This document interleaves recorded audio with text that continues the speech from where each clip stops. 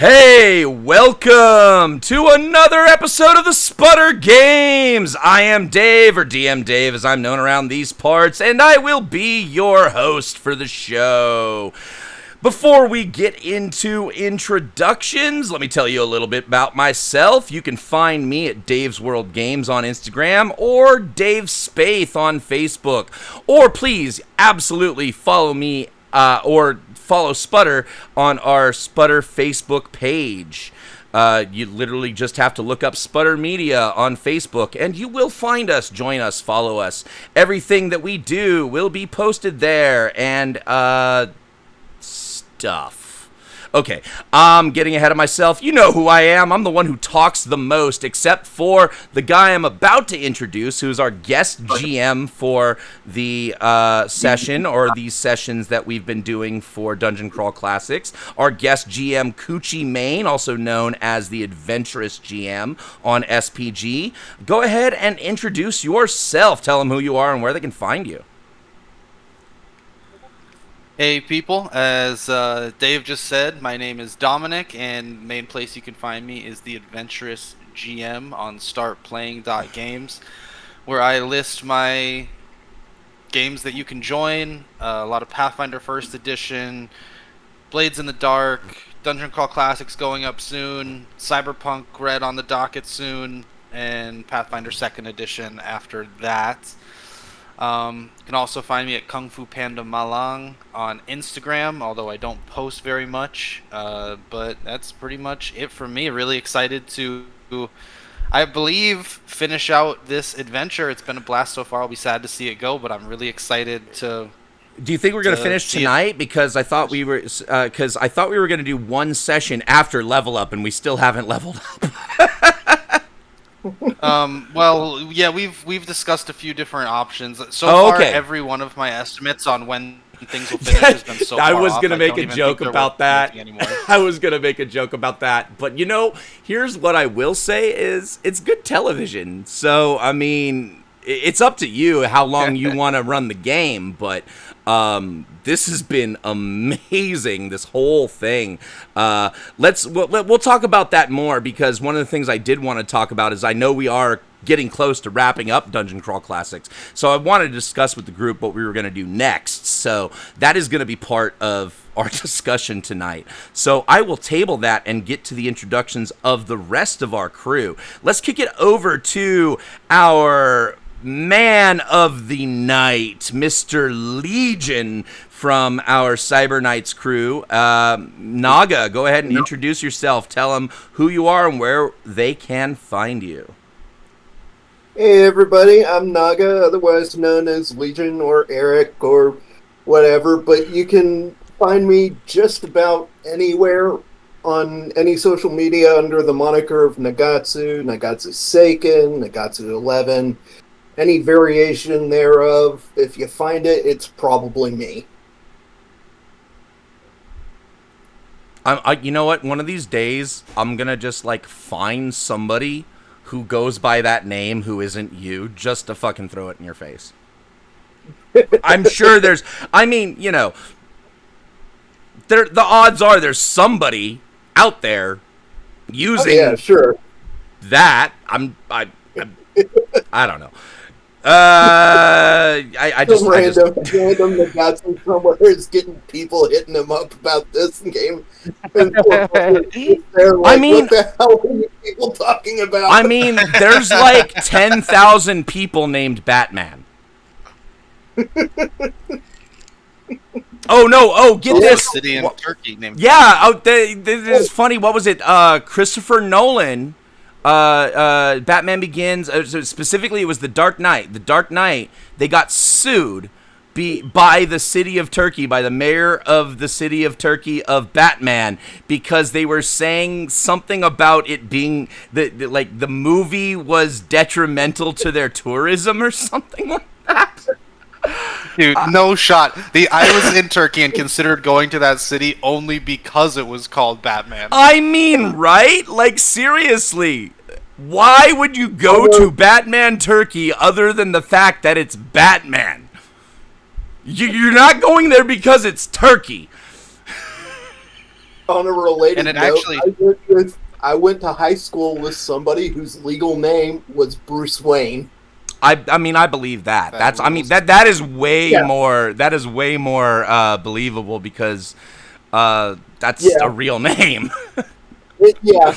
Of course, everybody called him Batman. I mean, I'm sure there's a real fucking Peter Parker out there. Several, Yeah, I'm totally. sure. Yeah. Anyway, let's kick it over to Bailey in the Bailey. Tell them who you are and where they can find you.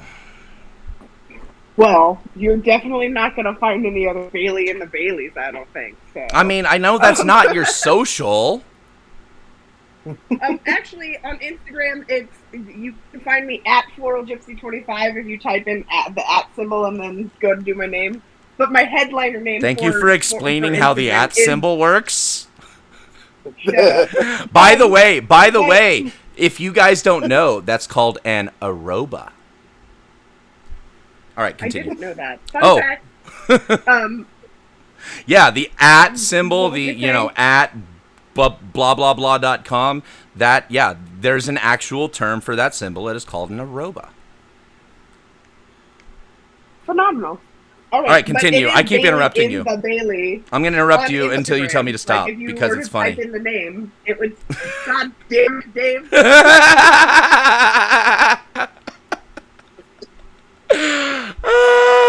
All right, I swear to God, I will shut up and let you do your thing. All right, I'm clicking the mute button. You talk. You can find me at FloralGypsy25 or type in Bailey in the Bailey, but good luck spelling it correctly. If you'd like to find me, Instagram's pretty much the only place. I don't give out my government stuff. Yeah, otherwise you can find me on Discord at Bailey, BEYLEE. If you were looking for me through Sputter, that's the best place to ask me questions if you have any questions about the game. Although I mean, yes, thank you for plugging our Discord. Answer mechanical questions about the game. I'm just going to answer silly character questions for you. But that's no, pretty much all.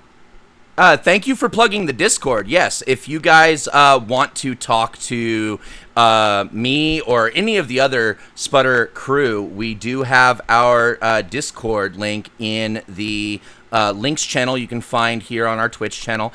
I'm definitely not going to try and read the link out loud because I will be squinting at letters and numbers because Discord links are fucking ridiculous. But anyway, check out our links page here on the channel and join our Discord, and you can be part of the conversation with your favorite sputterers. And then finally, let's kick it over to Joe. Tell them who you are and where they can't find you. Yes, I am Joe, or Vexen, or Epic Sackman, or Wayne, if you listen to any of the previous things. You can't find me anywhere because I am an enigma and I do not have a social media presence. This is basically the most social media you get, right? Like Exactly. There is no social media other than this, which is why I do fun facts. And this week I have two very stark, different fun facts that happened around the same time in my life. All right. The first time I ever played a tabletop RPG, I was 7 years old and I was playing Shadowrun. Oh, I love Shadowrun. Very not a child-friendly. No. It's very not a child-friendly game. It was very brutal and yeah. Although at the exact same time, when I was 7. It was the first time I ever went to a scout camp, and they offered the Polar Bear Challenge, if any of you know what that is. Yes, dude, I did that at Mataguay. Yep. So every year from 7 to 14, I would go to scout camp, and I would do the Polar Bear Challenge, which is when you get up at 4 o'clock in the morning, you walk down to the lake, and there were 3 different times that we did it that we actually had to chip away the top of the lake because it was frozen over. I got that badge too, buddy. Buddy. So let me. I didn't know you were a Boy Scout. So was I. What rank? What was your highest rank? Did you make Eagle? 2nd class. I didn't Eagle... go past 2nd class. Oh wow, dude. So how do you? No. This I gotta dig into this. How do you do it for? Oh, you said 7 to 14. You stopped at 14, right? That's what you said. I did. I did stop going. Oh, okay. Yes, I was forced to do it because I was a member of the LDS Church. Yeah. Oh my God, dude! What? Oh my God! I did not know we had this in common. We got to rap about this later. We don't want to take up too much airtime about fucking Exmo shit. But oh my God, I had no idea you and I had that same connection. Yep. So Continue. when I stopped going to church, I stopped going to Boy Scouts, and I stopped going to church around 14. So that's how that went. I didn't go past second class, which is all I really wanted was the totemship badge so that I could carry knives in my house because that was my dad's rule. No, and it's funny you said that. So dad's rule, right? No, carrying knives in the house, being able to use fire. It was the same thing for me. Like I had to earn my totemship, and then I could carry knives in the house. I had to earn my firearm shit, and I could carry fire in the house. But I bet you didn't have this, and I know you didn't have this because you quit at 14. But one of my dad's rules was I didn't get my driver's license until I made Eagle. See, man. And guess that wasn't a problem for me. Guess who had their driver's license at 16? The same one who got Eagle Scout at 16. I made Eagle by 16. So yeah, I got out of the Boy Scouts. I was a Bronze Palm Eagle and Order of the Arrow recipient. But yeah, that's awesome. I tell you what, one of the hardest parts of the Order of the Arrow tapping ceremony is you're not allowed to talk for 24 fucking hours. And you know me. that was the hardest fucking challenge, was not talking for 24 goddamn hours, especially when we were doing we had to do a service project while we were out there, and we were what was it, the service project was we were adding stone steps to a trail that went uphill, so like we were digging and placing stones so that it was easier to walk up the trail. And as we're uncovering the stones, there were fuck tons of scorpions all over that goddamn trail.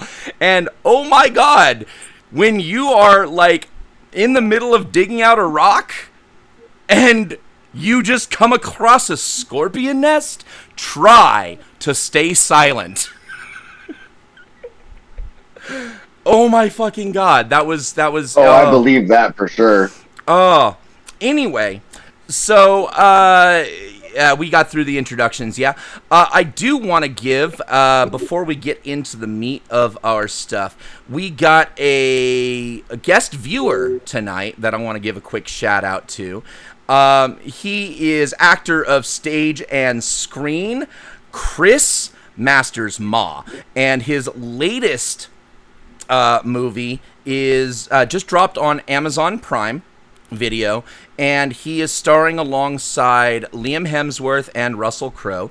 He plays a POW that Liam Hemsworth has to rescue, and in his own words, he does not appear in the third act, does not appear until the third act, but him and Liam Hemsworth were working together, and it's I have not seen the movie yet. I made a deal with him. He said he was gonna show up to watch the show tonight, and I would get super baked and watch the movie because I'm not big into watching war movies, especially modern war movies, because as you guys know, I am a severe PTSD veteran, and I spent my formative years in Iraq killing and getting attempted to be killed. So I don't necessarily like sit down and relax and watch a good war movie, but I'm gonna get baked as fuck tonight. I'm not even gonna lie, I already got a head start for you there, Chris. But yeah, he's watching the show tonight, and I promised I would plug his movie. And he is playing the prisoner of war. His character's name is, god damn it, where's my IMDb? Fuck, I dropped my phone. I believe IMDb had him listed as bearded man. No, it can't be. He's Are you serious? Is he listed as bearded man in IMDb? I thought it was. I thought it was more than that. Hold on. I could be wrong. I was going off memory there. Yeah, you could be right. And if he is listed as bearded man, he is listed as bearded man. He's listed as bearded man. Okay, I'm sorry. I thought it was a little bit more special than that, but I didn't write the credits.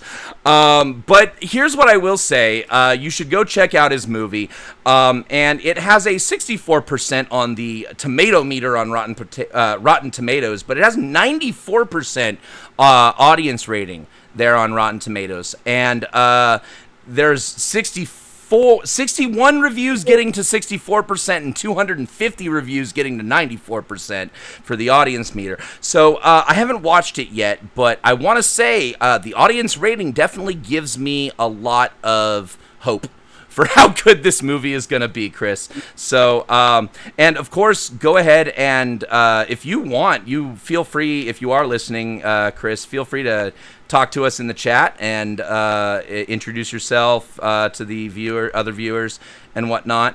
If you lied to me and you're not watching tonight, fuck you. I'm kidding.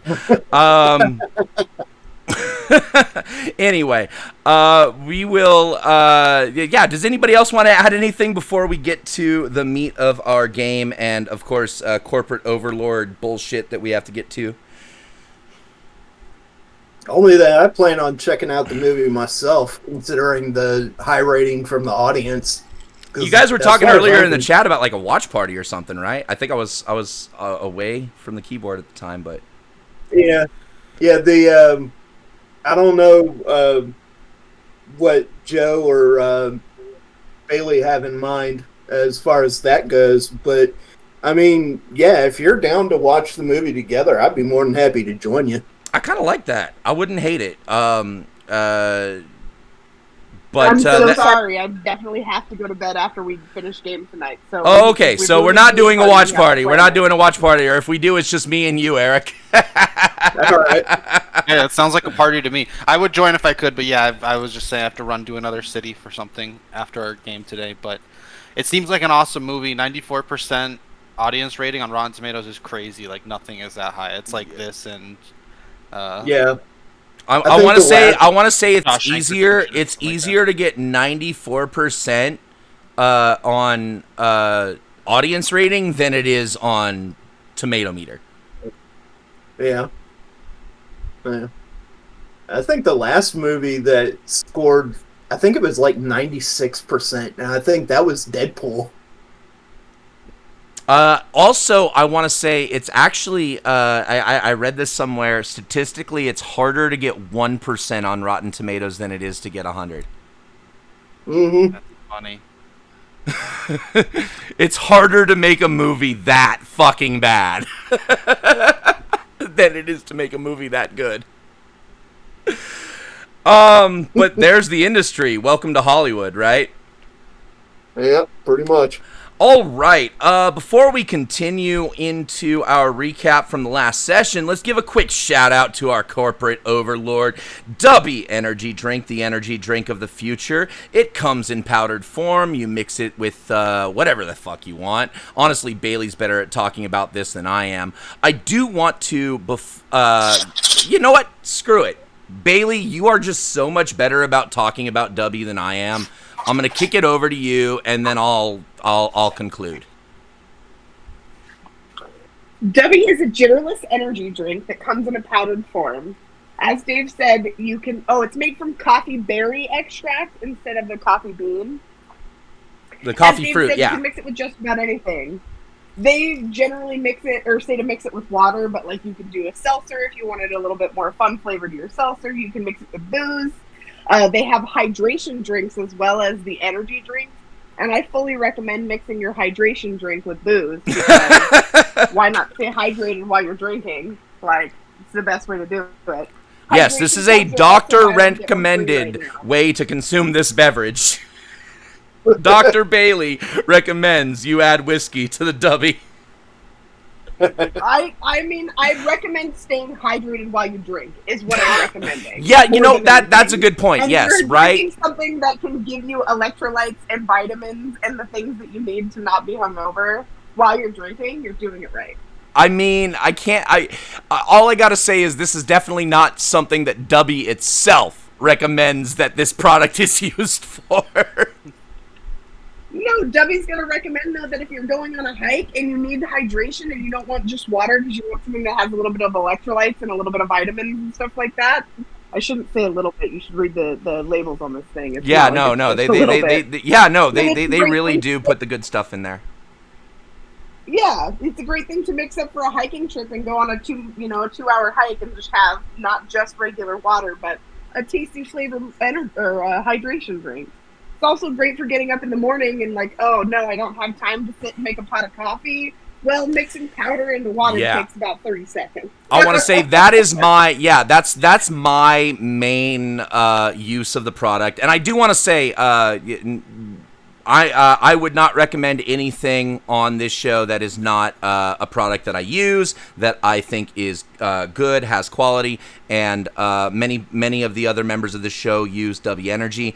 And but yeah, no, for me it really is like I do not feel like I don't feel like using the energy to make coffee to get my energy. I'm like just that lax and just like that freaking bleh in the morning. Yeah, it's so easy to just like powder, ice, water, shake, drink. It's easier than making coffee, but it is made from coffee, and it tastes I shouldn't say tastes better than coffee, because I do like the taste of coffee, but it comes in a variety of flavors. Though, not coffee beans.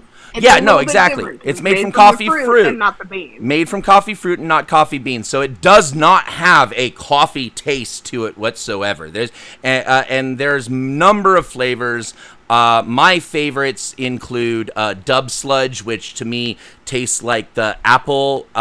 It tastes like it.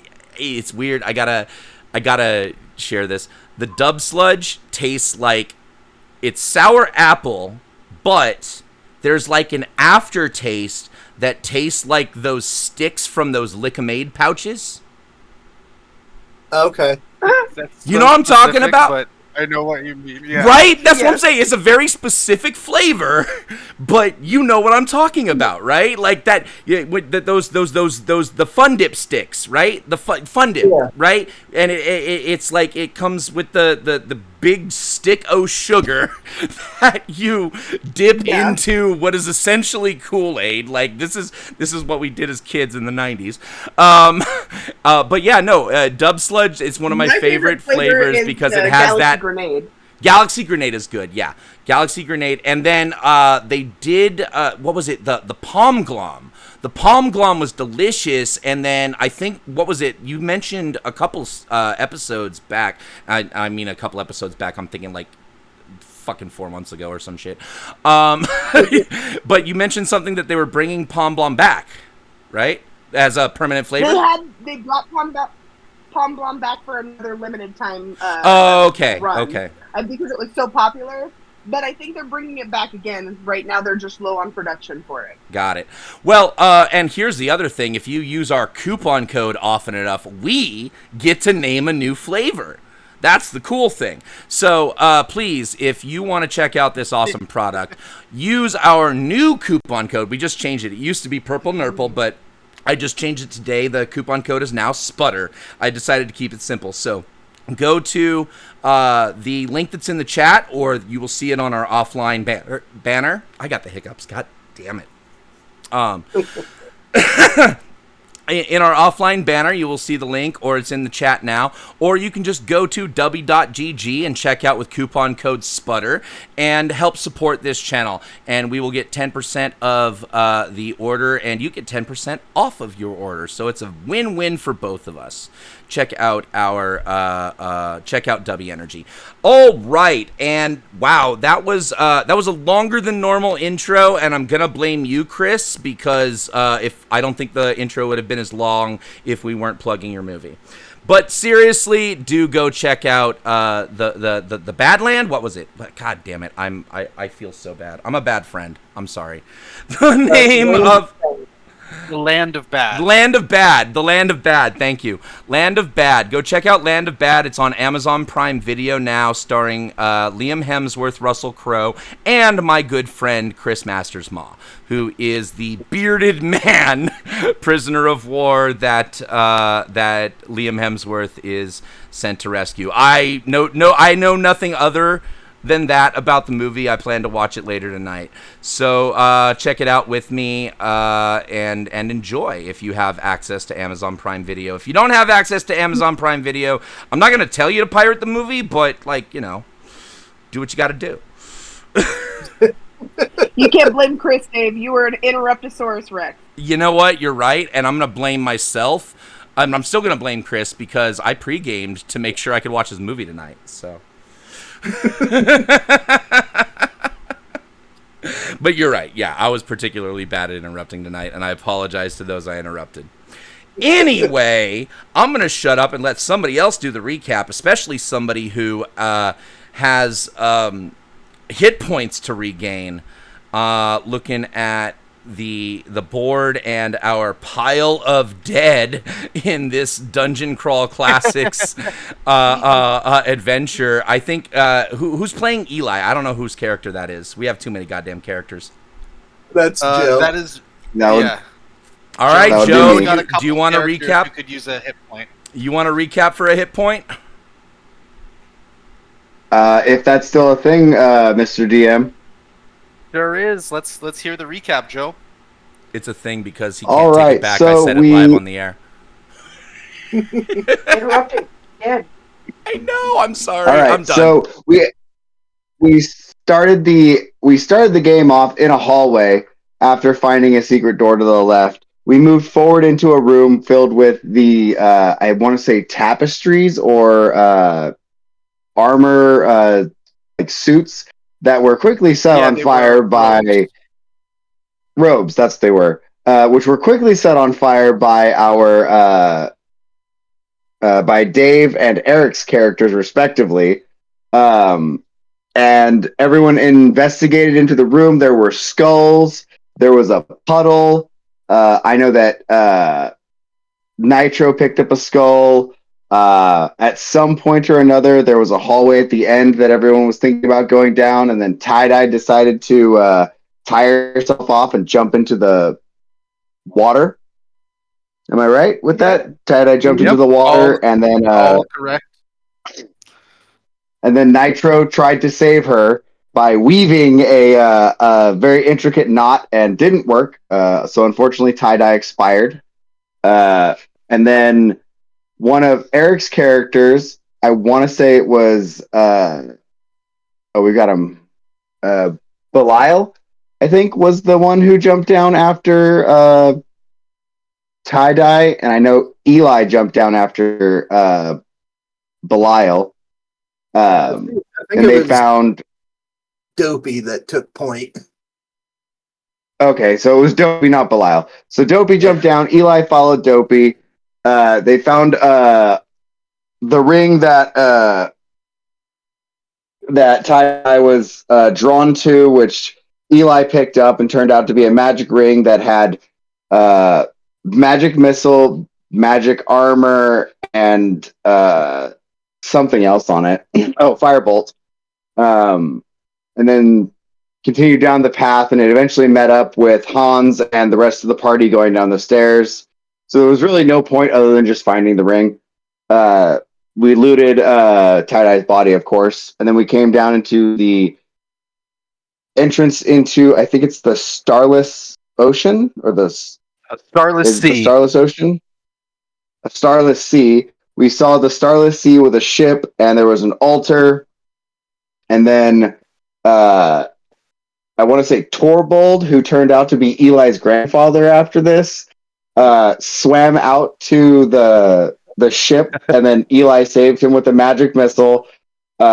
He got to the ship, shot an arrow back, and everybody tight-roped over to the ship except for someone. I think it was Hans who has the sensor and lit the sensor, and then the ship came to shore, and Biolage and Hans were the only ones left on shore, and they jumped on, and we eventually went off, and there was a big old thing with a Kraken. That was where the infamous Gojo, the richest person aboard, got tossed overboard, and while everyone was constantly going through with being able to see without being able to see and fighting the Kraken, Eli and Bunce ultimately bribed the Kraken to leave us alone and ended the conflict.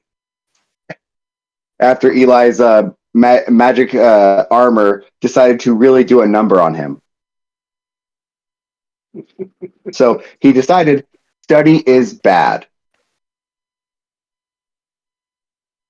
Okay. I believe we ended as the Kraken left us alone. Yes, fantastic recap.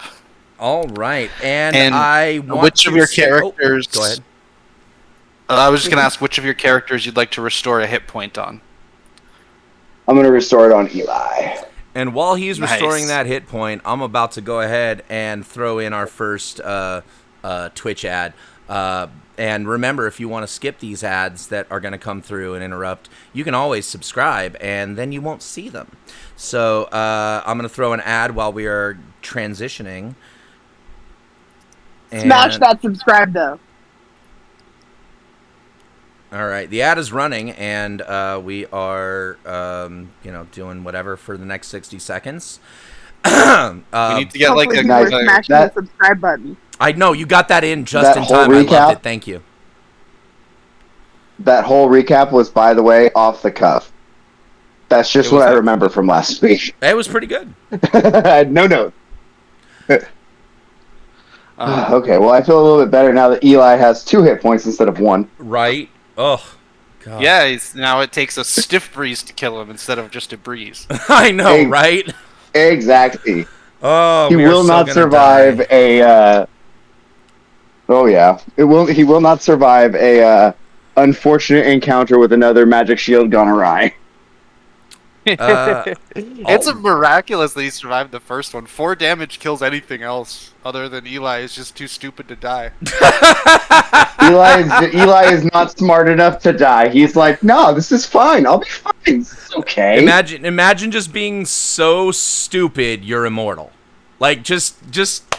I mean, hey, there's a concept there. There's a concept there where like your stupidity is the fuel of your immortality or something. I don't know. That sounds like a comic book hero for the fucking ages. Sounds like Elon Musk. Oh, damn. Oh, that was topical. All right. Well, take us away on the Starless Sea, Mr. Judge. Okay, well, Eli is recalling the events of what happened, thinking through everything, and Eli is often felt as an elf without a purpose, being a sage, and though he plays happy, of course, anyone who is that viciously incompetent at what they study is going to feel it from time to time, right? So, but Eli finally down here, seeing some things that have not been seen by scholars before, maybe feels as though he's starting to find his place in the world as he thinks through things and regains a hit point. And what I am going to do is you asked to show off the art of this map. This yes, map. Please. I'm going to activate that scene so you can go ahead and scroll around that with the stream viewer a minute. I'm gonna just zoom it all out first, and then just like, oh man, I want to take a look at just some of these up close, man. Like, I wish you could rotate it, but I understand. Just like I said, this was the dungeon that we were in last time, and you guys couldn't see all this art that was in literally between the rooms, right? That they put in these maps, and it is just it is a tragedy to not show off the art that they put in this game in Dungeon Crawl Classics, or not Tragedy, Travesty. Shout out to Goodman Games. Games, it is just clearly a labor of love what they do. I mean, you don't get this level of art and detail in something that isn't a real passion project. So thank you guys for designing amazing adventures and selling them at fair prices. I want to say you for it, Goodman Games. There is a Goodman Games product on my wish list, and that is they did a remake update to 5e of the original Temple of Elemental Evil from back in the day, AD&D Greyhawk, and that has been on my wish list forever. I want to grab up that updated version of the original Temple of Elemental Evil. Temple of Elemental Evil, by the way, is my 100% absolute favorite adventure that has ever existed in D&D. I know Naga's gonna call me because I've said, you said Age of Worms is your favorite. No, that's my favorite 3rd edition adventure. Thank you very much. Before you call me out. But yeah, no, Temple of Elemental Evil is probably the best game that was ever written during the Gygax days, in my opinion. And their Goodman Games did a 5e update to that has been on my wish list forever. I would say Temples of Tzadkant gives it a run for its money, but yeah, they're both incredible. Anyway, you all are on this Viking longship with the dragon head, and the oars are rowing themselves, and you're drawing closer and closer to this island you've seen in the distance that has had torches kind of flickering throughout the time you've been here, and you're getting closer and closer, and you realize it is a large ziggurat that kind of rises from the starless sea. You look above you, you look below you, and you just see inky blackness on the cave ceiling, inky blackness in the ocean. Without this boat navigating itself, especially the navigator, you probably get a little bit of a fright. Can we throw on global illumination? Can we throw on global illumination so that the whole map, or the whole art, is visible to the audience? Because there's a nice little crescent moon of black right now. There we go. There you go. Yeah, as the navigator, Torbold probably shies and frightened a little bit, thinking of the impossibility it would have been to even make it to this beacon in the distance in the sea of blackness. But the boat nonetheless pilots itself there, and a gangplank kind of juts itself out and rests upon the base of this ziggurat you all have found yourself at. And the first thing you see at the base of the gangplank is the body of Solar Grey. Wait. Solar Grey, who's that? Bunce will immediately go over to his brother's body, and he will start to cry, and while crying, pick all of his pockets. Audience view is completely black right now. Audience view is completely black right now. That is because you all are in the darkness. Gojo was the only one with the light, but he is currently in the bottom of the starless sea being munched on by a kraken. Okay, so somebody needs to light a torch. Would like to light their candle. I don't have a torch, but Noble Fur has a candle. Okay. Well, the reason why it's black is because you moved us to a different scene, and there's no tokens with vision. That's why. They all have vision. There's just no light. In the Temple of Chaos? Yep. See, now you should be able to see. As Noble Fur lights up a candle. There we go. There we go. Now I have something to lock on to in the stream view. The late RPG book is not lootable, by the way. Should an RPG book be lootable? It should be. I'm gonna loot your corpse to the library. No. All right. Well, here's what I will say. Hans has consistently, and I don't know how he's still alive by doing this consistently, but Hans will go ahead and take the lead pitchfork first. Okay, as you clamber up this rather steep section of rocks to where the ramp starts to go up this ziggurat, you hear the chanting of like an ancient language that sounds very intimidating indeed, being punctuated by the grunts of various beasts and the hisses of snakes and the caws of birds, as these robed beastmen, all kind of hunched over, walk around this ziggurat, chanting this song and punctuating it with the grunts of their various beast forms. Right now, it seems nothing has seen you. You all are very classic fantasy film style. You all are at the edge of the thing with just your eyes peeking over by simple candlelight. Some of them have torches now, so you should be able to see a little better up there. But none of them have noticed you. The sides of the ziggurat, there's one ramp that kind of spirals around the whole thing. The sides are quite steep and smooth. They look like they'd be very difficult to climb. And there is, judging by the voices, many of these beastmen between you and the top of this ziggurat. All right, my fellow PCs may hate me for this, but fuck it. Why delay the inevitable? Hans just charges pitchfork first at this guy right here. Okay. You're not going to wait for anybody to see if they want to join you or anything? I'm initiating initiative. So kind of dude, you do you. For my sanity, I will be having on my thing. all the beastmen act on one initiative.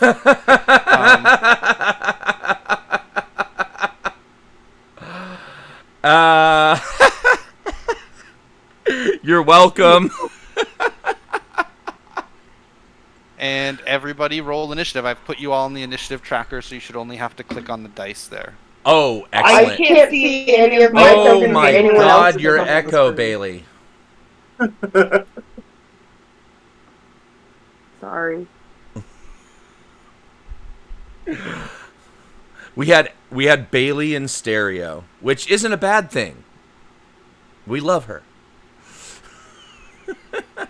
Bailey has no vision of anything. She has no tokens. The only thing she can see is the whole map. She, I think, is getting like stream view or something like that because she has no tokens on her map and has control of nothing. I see try refreshing because I see Biolarge. I see I don't know who else is still alive on her crew. Noble Fur. That is Noble all, sir. Fur. That is all. Biolage and Noble Fur. Yeah, they're both on the board. So try refreshing. I just can't move them. Yeah, I can't answer that question. But you can go to the combat tracker and roll your initiative. Hopefully. I mean, you should be able to do all the other stuff too, so.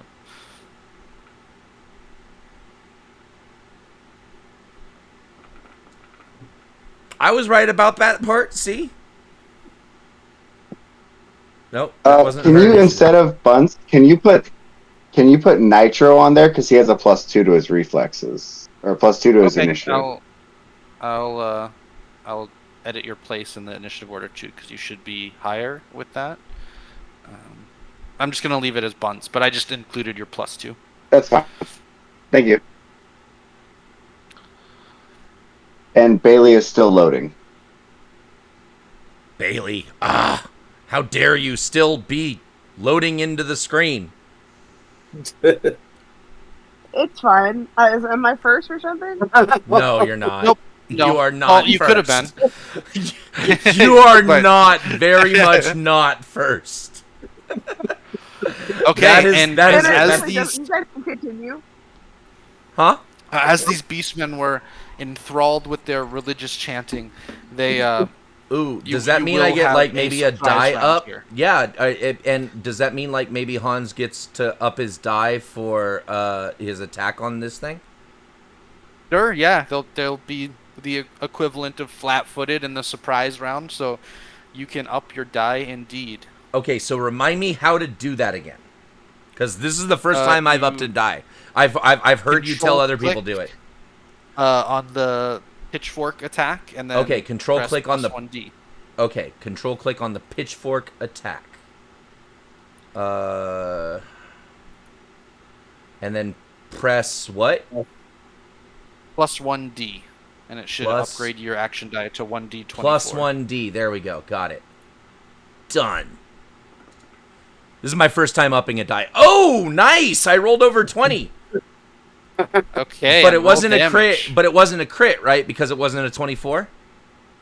Correct. Correct. I've seen some interesting house rules that would have you crit like have a lower crit table on a 20. I kind of like that in theory, but for now I'm just playing the game house rules. Yeah, no, for sure. So, but do I don't up the D for the damage, do I? Correct. Just roll damage as normal. Okay, roll damage as normal. Okay, because it did give me the option of upping the D on the damage. But damage as normal is enough as you run up behind this beastman who is praying to some motif on the wall and just impale him into said wall with your pitchfork, dropping him. One beastman down. And that was the surprise round, right? Correct. And you still have your Torbold. Everyone can act on the surprise round. Got it. So Torbold's going to move forward. That was 5, 10, 15, 20, 25. Okay, you can go one more. And it's going to shoot this dude. And is it also still up a die for surprise round? Sure. Okay. Yeah, everyone go up a die this round. Cool. I thought we were upping a D. Target is up on a D. Okay, I tried to do short bow, and it said target is too far for melee weapon. So, oh God, not this again. That is definitely not my fault. You have a ranged one now. Just the ranged one. That was cool. Short bow. Swing it with the short bow. Up the die, roll. Ew, fuck. All right, what happens in my fumble? Click fumble. Fuck. All right, your incompetent blow makes you the laughingstock of the party, but otherwise causes no damage. Nice! That is probably the best fucking outcome that I could have possibly rolled. And hey, I'm being in character inadvertently. I'm laughing Torbold too. Literally does the classic, climbs up the shelf, draws back the arrow, and just lets go, and the arrow goes flying backwards. No, I actually kind of like the idea of the fact that it was like listed as a melee weapon before. I actually just tried to swing the bow.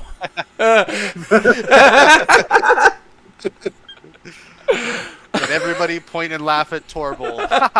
That's not how you use a bow and arrow.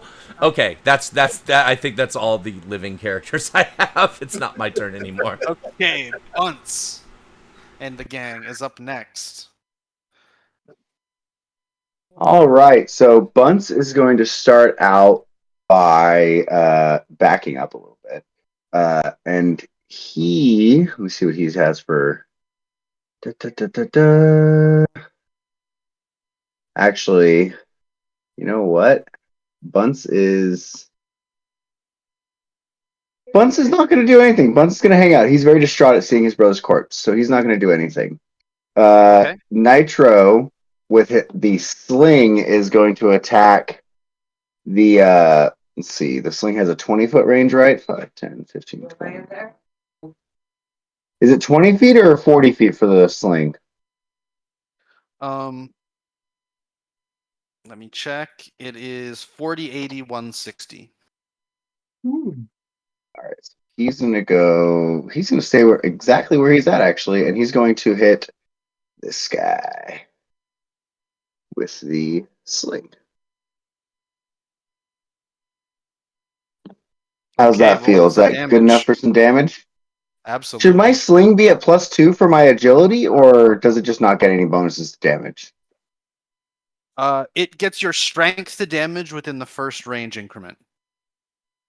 That's actually -1. Oh, okay. Okay. All right. That's fair. Then 2 damage. -1. 1 damage. Plonks him in the back of the head, and he starts to turn Plunk. around and snarl at the party. And that leaves us with Eli. Eli is a little timid. He just got the shit beat out of him by his own shield. So he's just going to like get right here and think really hard about his life choices. And he's not going to do anything. I messed up equipment. I put the chain. I apparently looted Solaire's chainmail with nitro instead of Bunce. So Bunce can't do anything. He doesn't have any AC. So that's all we're going to do for this combat. Okay. And that will bring us to Dopey and Belial. Well, Belial is pissed off and in mourning over Gojo because that fucker owed him money. You said the slope here was pretty steep. Would that make this count as difficult terrain? No, you can clamber up it at normal speed. Okay. 1, 2, 3, 4. Okay, so he's gonna close the distance and take a swing with the longsword.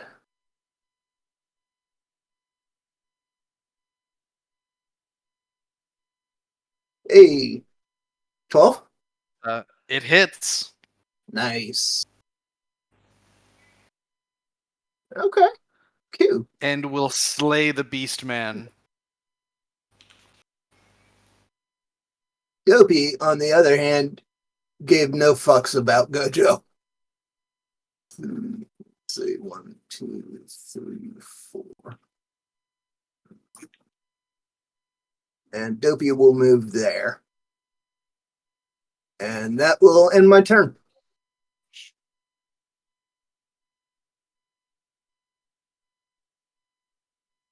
Okay, and that will bring us to Bailage and Noble Fur.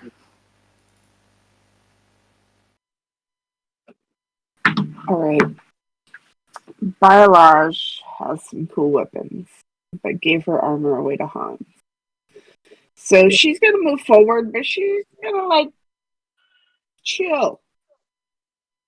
Just chill for now. Watch and see what happens next. Noble Fur, on the other hand, Noble Fur's got some bravery. My speed 30. 1, 2, 3, 4, 5, 6. I have no ranged weapons, however, so Noble Fur's just running forward.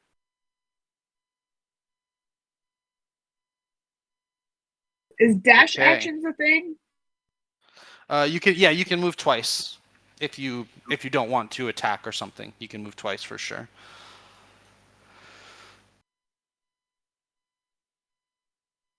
Okay. Okay. And that brings us back to the top of the initiative as we have Torbold and Hans.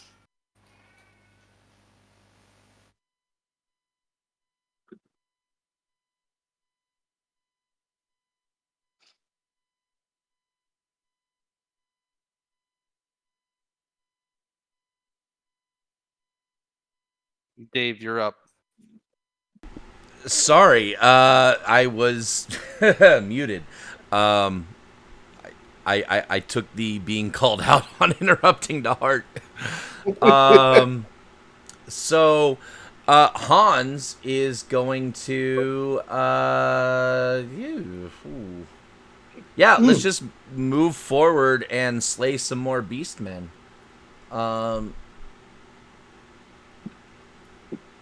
He's going to move there and attack that guy. But hold on, I need to move the screen because there we go. Let's as this how shall I put it? Sortier against this temple presses forward. Yeah, let's get ahead of the dead guys. All right. Sorry, trying to be the man in the chair and do stuff at the same time. All right, Hans is going to first attack this guy, and we lost our surprise round, right? Correct. Yep. So, now that they've all, at least the ones that can see you, have all kind of turned their attention toward you and are engaged in. All right, so combat. Normal pitchfork attack. I think 4 misses. A 4 will miss. Cool. Torbold. What's the range on a short bow? 50 sounds like a number. Yep, 50, 100, 150. So 50 without penalties. Oops, sorry, I just fucked up your stream on accident. Well, yeah. You did. Hold on, let me fix the map. All right. So I think Torbold is going to move 5, 10, 15, 20, 25, 30. He's going to move forward here. And then he is going to shoot the same dude that Hans just missed because I'm selfish and I don't want to lose another character. So I'm going to shoot at the guy that's in melee range of my other guy.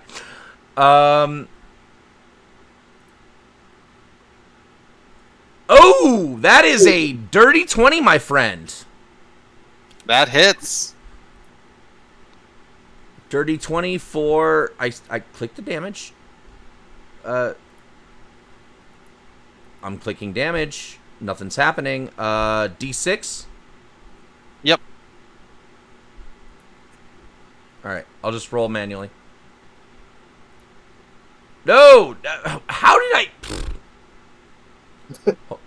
Sorry, I accidentally clicked a D30 plus a D6. That would have been awesome. But no, how did I... Oh my god, how did I... Okay, I'm gonna do this roll. This roll doesn't count. I'm just getting it out of the way. I even he does 24 damage. Yeah, I know, right? No, okay. D6, roll. There we go. 5 damage. Okay. And that goes right into the throat of the beast man who dies and goes tumbling down the cliff. All right, and that is end o my turn. Okay, Bunce and the gang.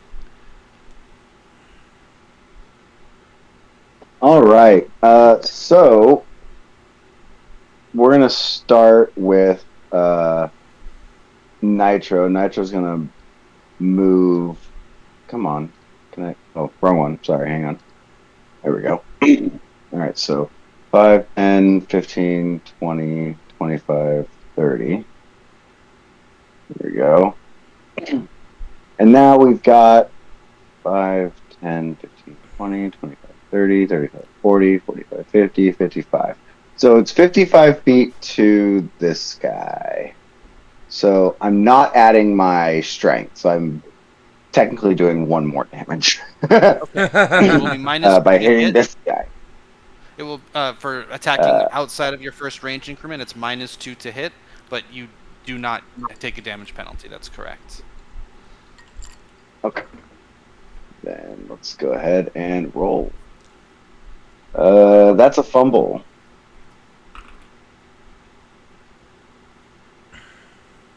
All right, that's fair. You drop your sling. Throw my sling. Whee! Hey, no, that is a very good distinction. You drop your sling. You didn't throw it.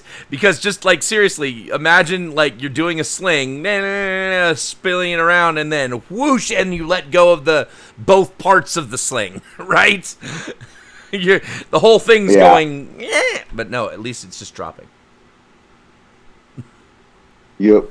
All right, so other than that, Eli and Bunce are just going to move up. Eli actually wants to just hang out and like try and get Nitro to give him or he wants to get the chainmail off of Nitro so he can put it on.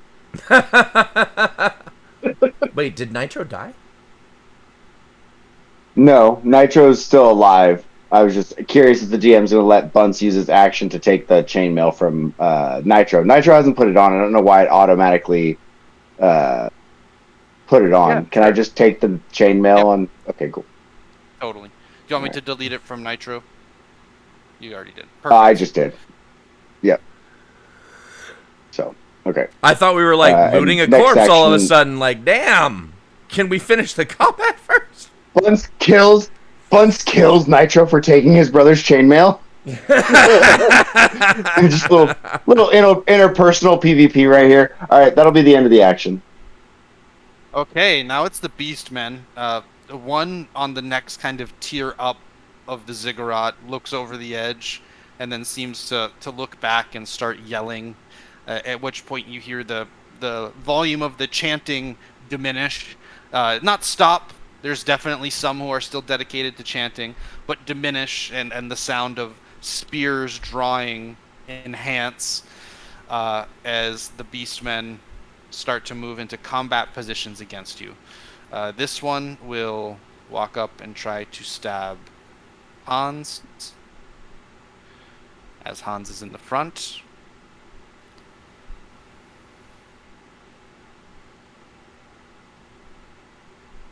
Ken will not hit as it glances off of your chainmail. Yay!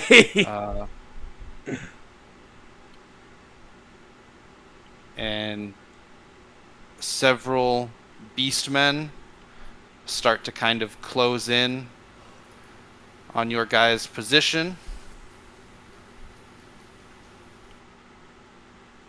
You hear sounds of more coming from around the corner.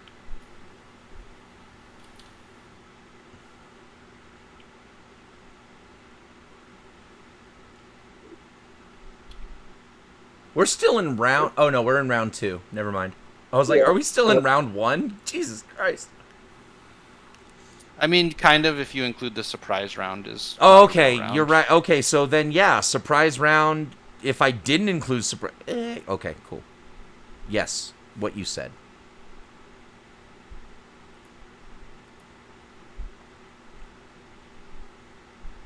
Okay, and now it's going to be Dopey and the gang. Yep. Belial's gonna go charging forward and take another whack with the longsword.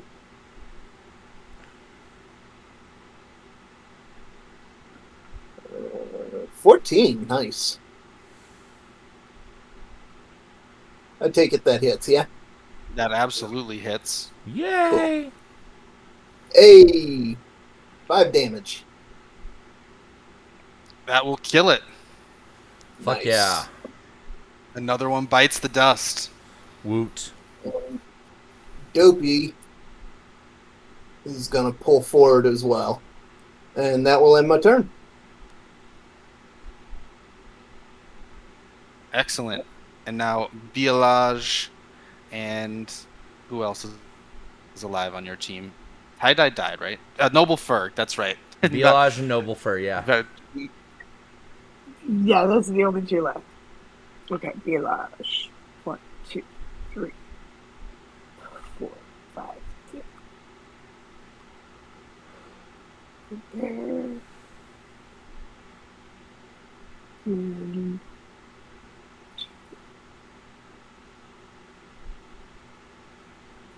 Full action is movement. Noble Fur. Okay. 1.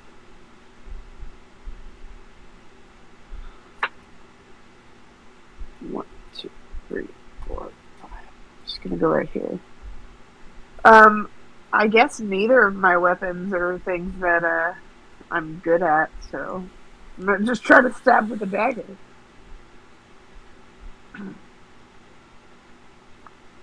And Does a one 1 hit? does not hit. Uh, okay, yeah, Noble Furs is clearly, comfortable with an axe in the forest. Not that comfortable in combat with beastmen. Is kind of fumbling for the dagger and barely is even able to swing it this turn. Just so And that will nervous. bring us back. Just so nervous. As a horde of various beasts, and again, these are like cats and bears and snake-headed humanoids, just a variety of different terrifying beast-headed humanoids close in on you, and that will bring us back to Torbold and Hans. Alrighty then.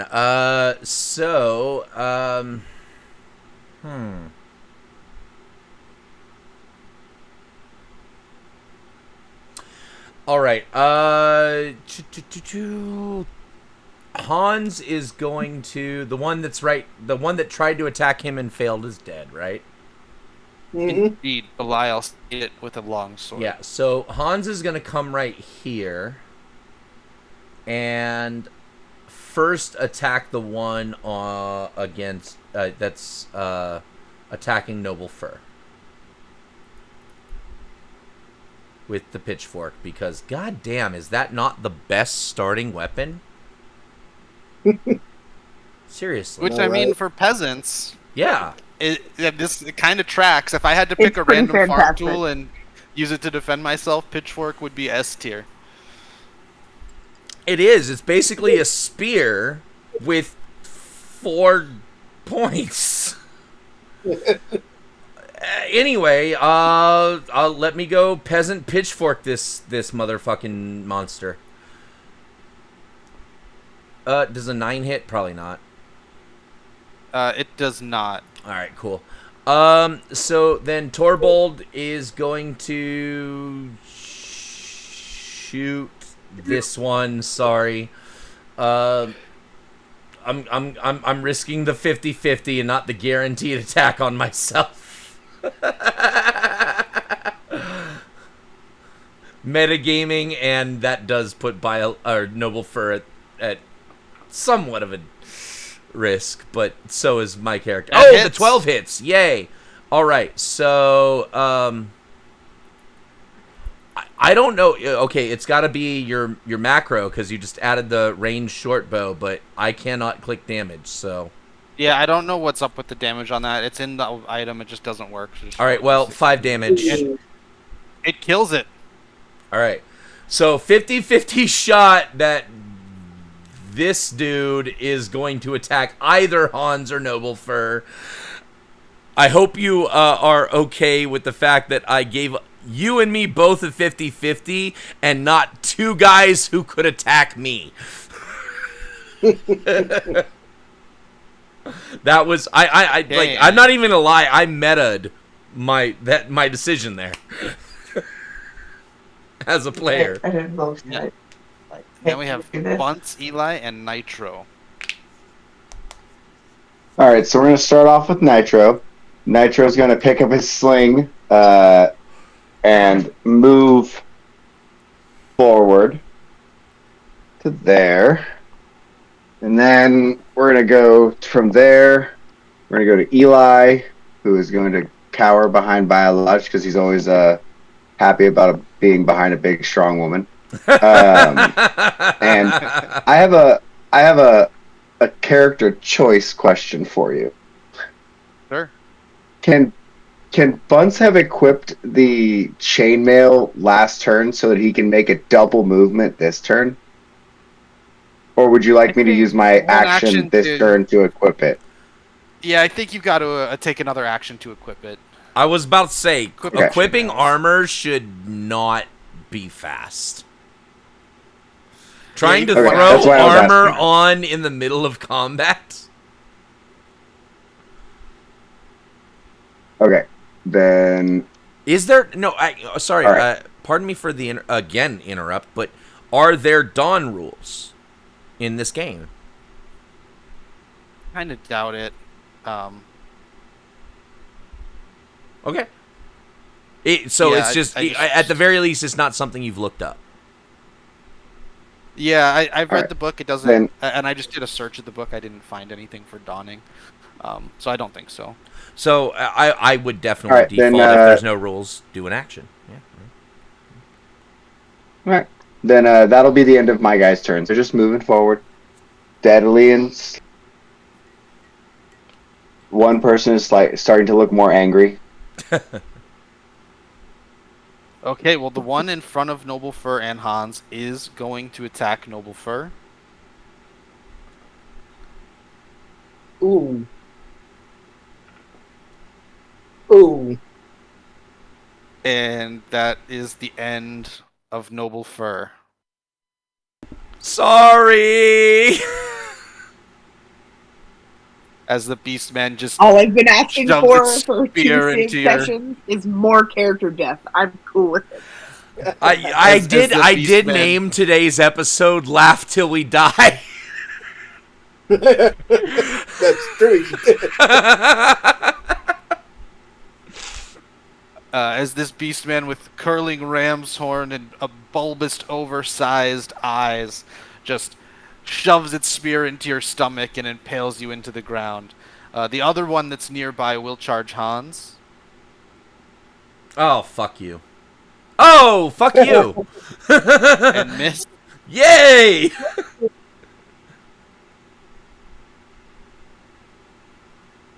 As more Beastmen round the corner.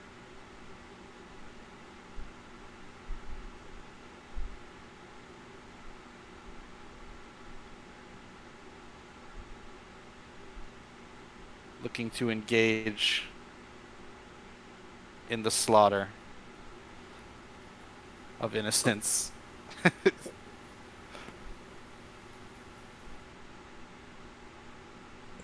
There is one still. It looks like it's up.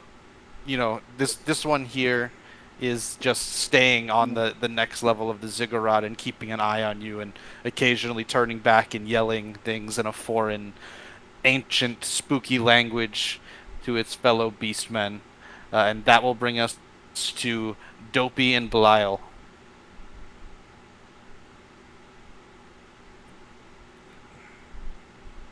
Belial is going to charge forward.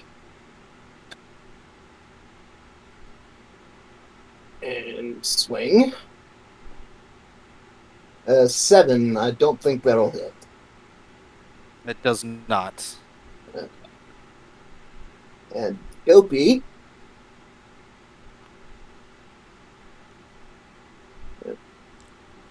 Target that one.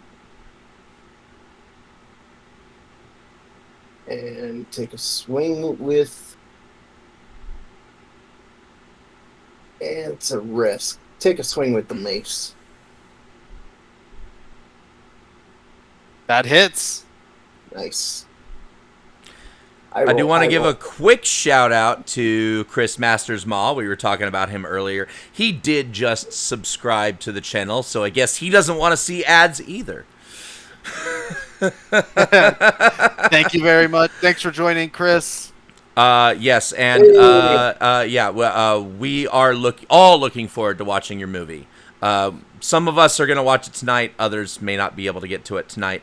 But we love you. We thank you very much for joining us. And and he's even interacting in the chat. So very much thank you for subscribing to the channel and giving us your support.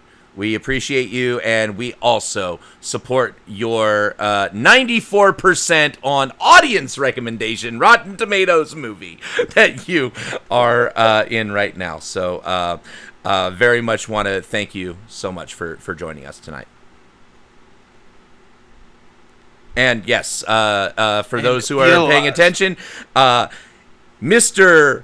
acted with Liam Hemsworth and Russell Crowe himself, Chris Masters Maw, is in the audience tonight. So if you guys want to join him in the chat, he seems to be active. And he says, I give no spoilers. Thanks for connecting. I don't want spoilers. You and I talked a little bit today, and I know that we connected over your interest in learning more about PTSD and combat and the life of a soldier. So fucking shout out to you. I love you, man. Thank you for joining. Thank you for connecting. Thank you for supporting my show. And so much. And sorry, continue, but that was worth an interruption.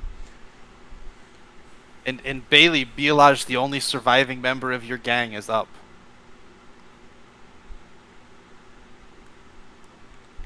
So, I'm gonna be real with you. She's very, very nervous to get in the middle of a fight with this big old beastie man because, she's kind of fleshy. But she's pretty brave. So, 1, 2, 3. Are these guys all dead? Except the one at the top? Yeah, 4. She's gonna go right here next to Belial. And I assume this person right here is on the other side of a wall. Yeah, am I correct? He's like 20 feet above you, looking down. And he's the one that's occasionally looking back to grunt some... I'm going to try to attack this one next to Naga. Because I can't reach up this wall to attack this one, I assume. I think I get a minus on the flail of 1 die. Is that correct? Yeah. That is correct. Yep, you'll be rolling a d16.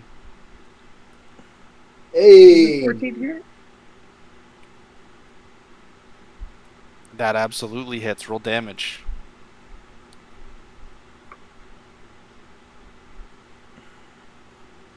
Four damage. And hey! You bring the flail down, and something I want to... I wish I thought of this before you rolled the attack, but luckily you hit anyway, so it doesn't matter.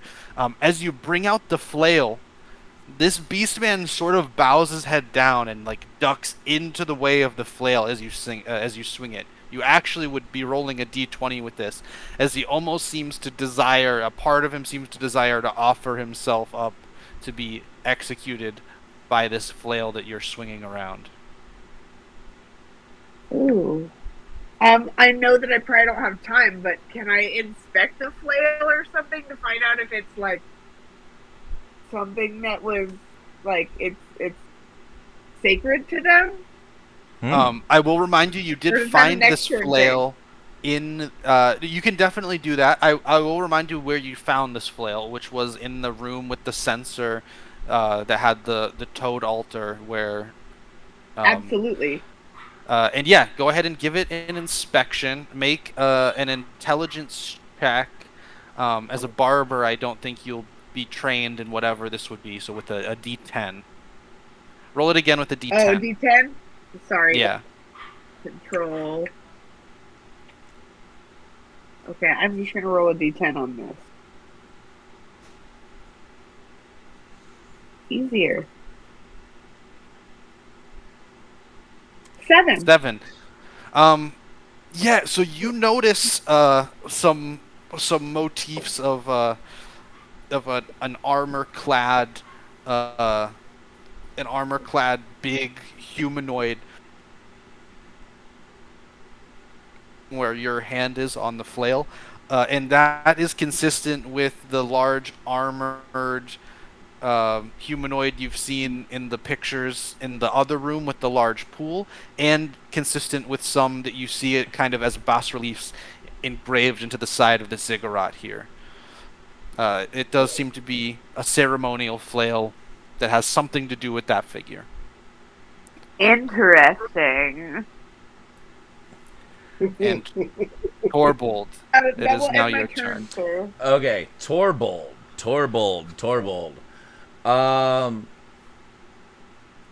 Jesus Christ. All right. Where the fuck is Hans? There's Hans. Hans is right here. Hans has one living thing right here, the one that just killed Noble Fur, right? Correct. So he's gonna try and pitchfork that guy.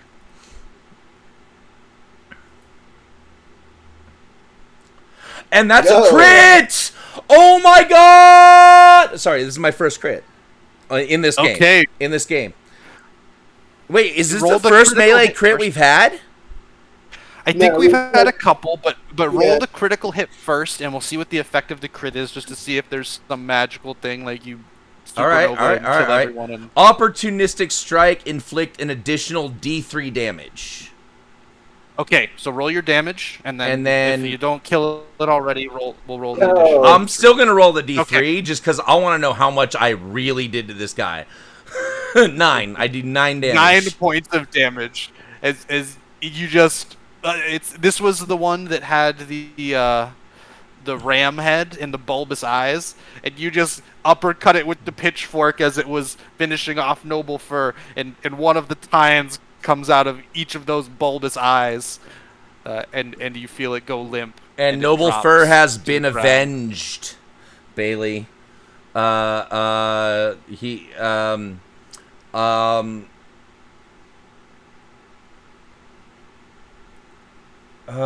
Okay. I would like to, after attacking, I'm gonna move right here next to Dopey, but I'm not gonna go like all the way up into that guy, but I do want to, I don't know, set my pitchfork. Can I set my pitchfork against approaching? You know what I mean? Like, I just kind of, I just want to, like, you know, I don't. Dig the pitchfork in and turn it into a frickin' barricade. You know what I mean? If this guy comes, he's got to run into the pitchfork. Is what I'm trying to do. Yeah, narratively you do that. You did just use your action to attack, so I think it's not going to have an effect this turn. But you definitely set your pitchfork against a charge, and you get the feeling if you'd taken a whole action to do that, it would be effective against charging opponents. Cool. I get the feeling that if I could do this, I could do this. Well, like you start to kind of set it up, and you know, like everything happens in 10 seconds. So, like as you're doing it, you kind of get closed in on, but you do get the idea, like, damn, that actually could be a thing. And I think we still have Torbold. Yes. Torbold's gonna come here. That's 30, and is gonna shoot this guy with his short bow.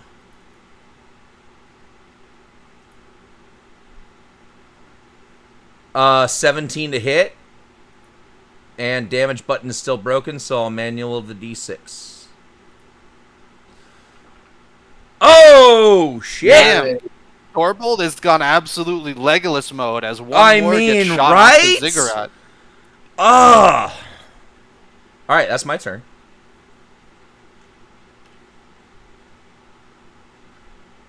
Your navigator is here to protect you. All right. And Bunce, Nitro, and Eli. So Nitro's going to move up to right next to Torbold, but he's going to aim for the guy on the wall. You said it was 20 feet up, and I'm 10 feet back, so technically I'm about 25 to 20 or to 30 feet away, so I should still be within range. Yeah, just take your close ranging from me. It's 24 feet.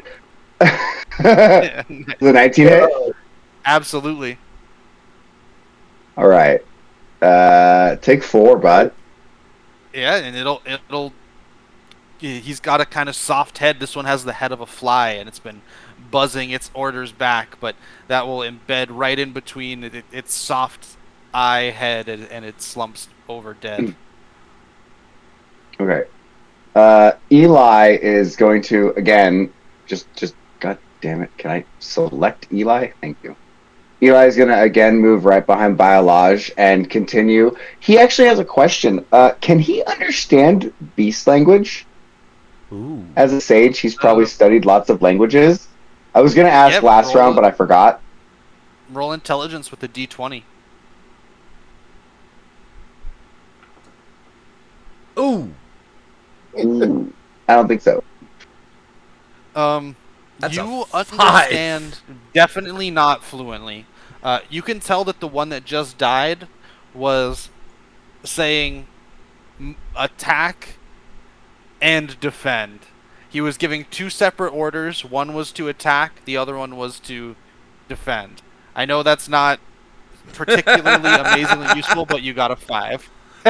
I mean, Eli strikes the thinking pose and goes, "Now, what are the philosophical ramifications of this?" And then goes, "I don't know."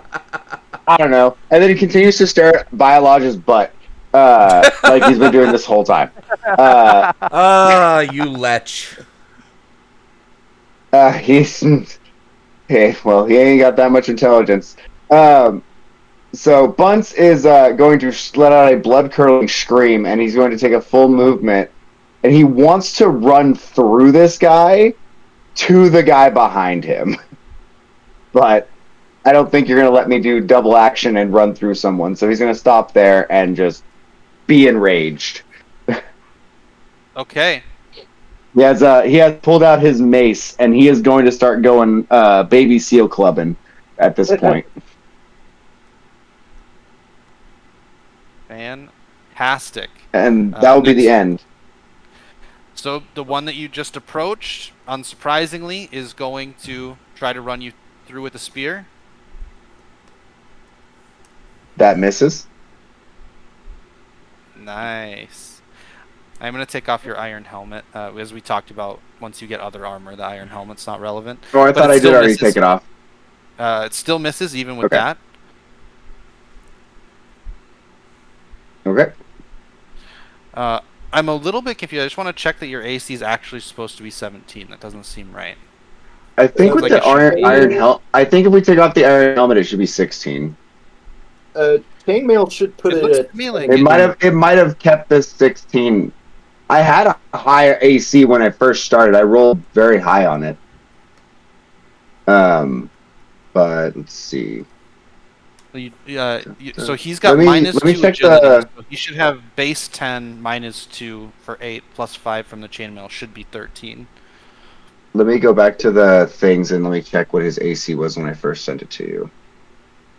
Oh no, this was the guy I rolled on stream actually. Because I rolled Eli and I rolled Solaire on this, and we built Bunce on stream. So yeah, you don't roll anything extra for AC. It's just 10 plus agility, which in this case is -2. So to me, it looks like your AC should be 13. 13? Okay. Which would mean this does hit. It's fixed now. 13 hits? Then hit me. Hit me with that D8. It's gonna kill me. Yeah. It does indeed. Perfect. He's able to push it right through that chainmail into your innards. Weird. Okay. It looks like the chainmail got added twice somehow. Probably you put it on earlier, took it off, put it on again. It just added 5 twice because, again, love you devs of this system. Thank you so much if you're listening. They're volunteer. They do it for free, but it is missing some things that I would. I wouldn't have run up if I hadn't had a better AC. That's okay. All right. Bunce is dead. Beautiful. After this round, and that'll be the end of it. Oh, go ahead. Sorry. After this round, we should be considering hitting our break. We're at our hour and a half mark right now, or we're about to hit it. Sounds good. Cool. One other Beastman comes up and is going to try to stab Belial. Yep, that hits. And dead. With my whopping 2 HP.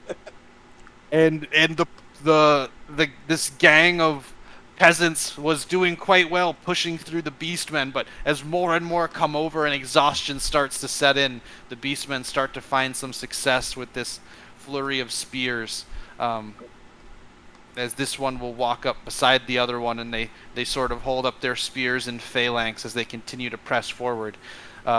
It is worth noting the sounds of more approaching do continue, but before it was like a stampede of hooves and stuff. Now it's just a couple more footsteps sort of come around the corner.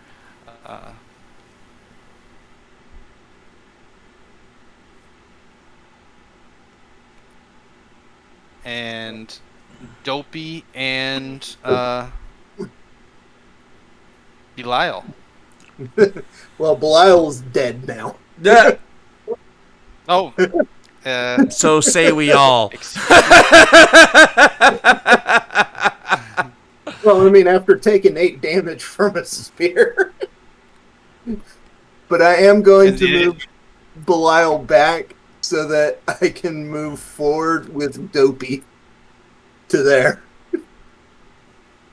Yeah, and we'll say that this Beastman faked at you with the tip of the spear and then just uppercut bash, and you hear Belial's neck crack and break as he just stumbles back like 20 feet.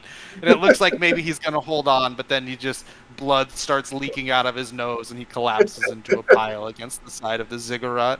Yeah. Let's see. And Dopey is going to take another swing with the mace. Let's see. There we go. 10. A 10 does not hit. Damn. A little bit too tough for that. And that will end my turn. Okay. Bielage.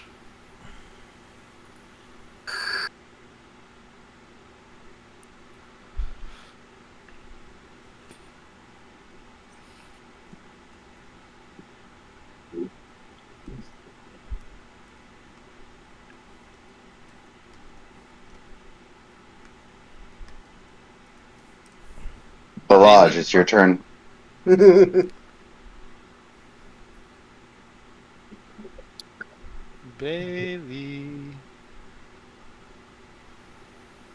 Okay. There we go.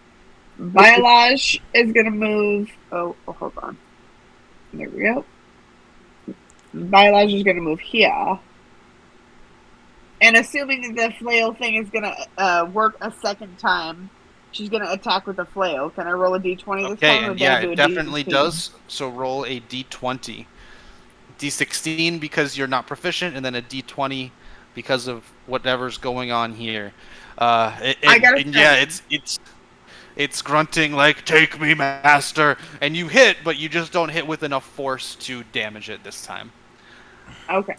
I want to throw out real quick. There's been a request for all of the players to reintroduce themselves in chat. So feel free to go ahead and interact because we haven't interacted chat tonight. I love it. Okay, yeah, what's up? I am the Dungeon Master, and this game, it's called The Judge. We're playing Dungeon Crawl Classics. Thanks for stopping in, Chris Masters Ma. Excited to watch your film. My name is Dominic, and my GMing tag is The Adventurous GM. I'm Joe, Vexen, or Epic Sackman, or Wayne, depending on which show you listen to. I don't have a social media presence, but it's great to hear from you. I look forward to seeing your movie. Sounds like an awesome flick. And I'm Naga, otherwise known as Eric, Legion, what have you. And I'm just playing Dopey. You can find me on pretty much any social media under the name that you see in chat. So, yeah. And of course, I'm Dave or DM I am Dave. Bailey. Oh, god damn it. Okay, that's not my You're fault fine. this time. You go. You go. You go. You go. I'm Bailey. I'm playing Biolage, and I was playing Noble Fur earlier, but Noble Fur passed, as you have seen, maybe. I played a couple other characters in the previous episodes as well. Those characters passed away as well.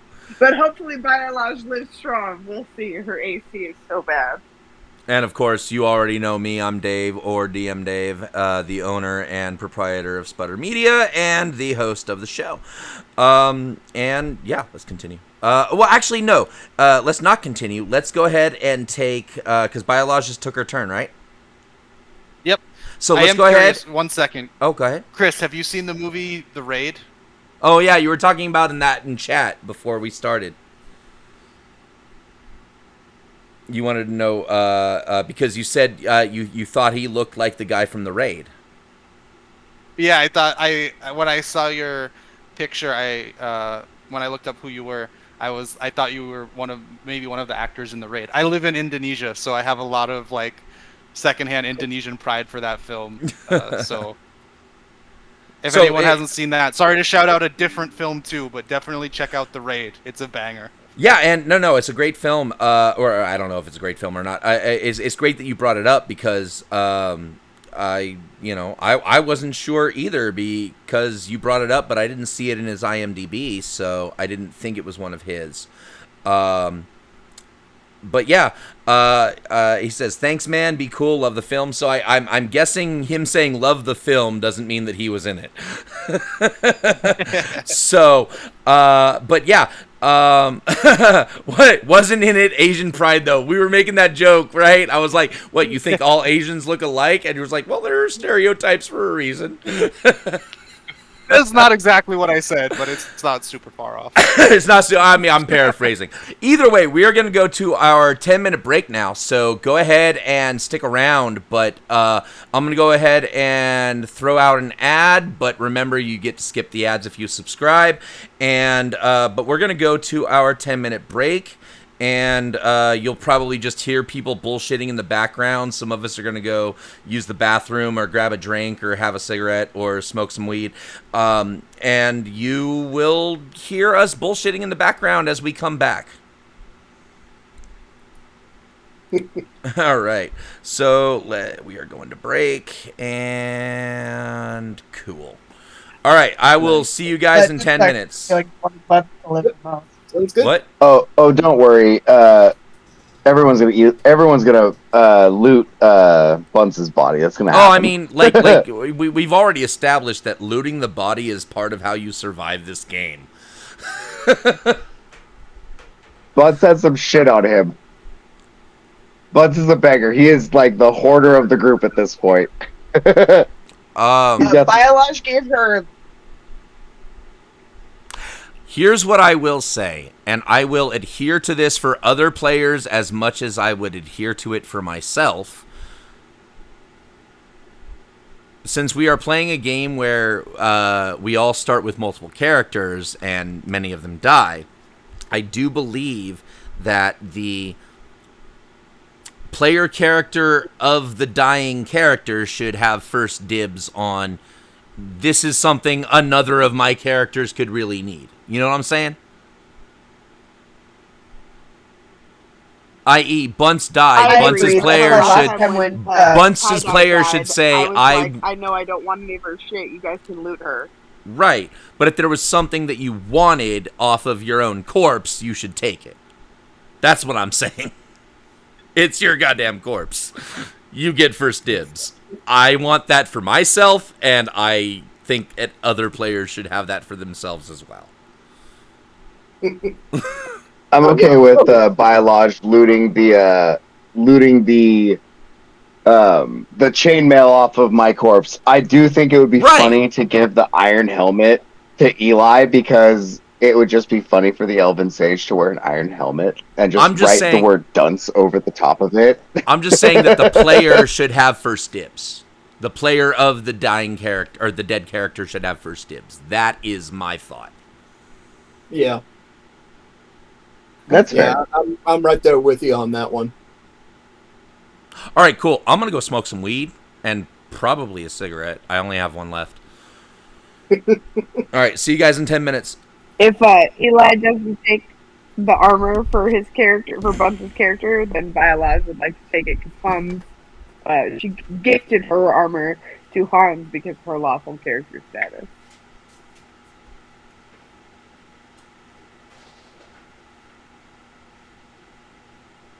Yeah. Had I known that my AC was incorrect, I wouldn't have charged in like that. But it's cinematically entertaining to me because you should never let anger enter the battlefield. Yeah, and honestly, with the way things are going as it is, it's looking like it's going to be a TPK. or Oh very, yeah, very it close to absolutely it. is looking like it's going to be a TPK for sure.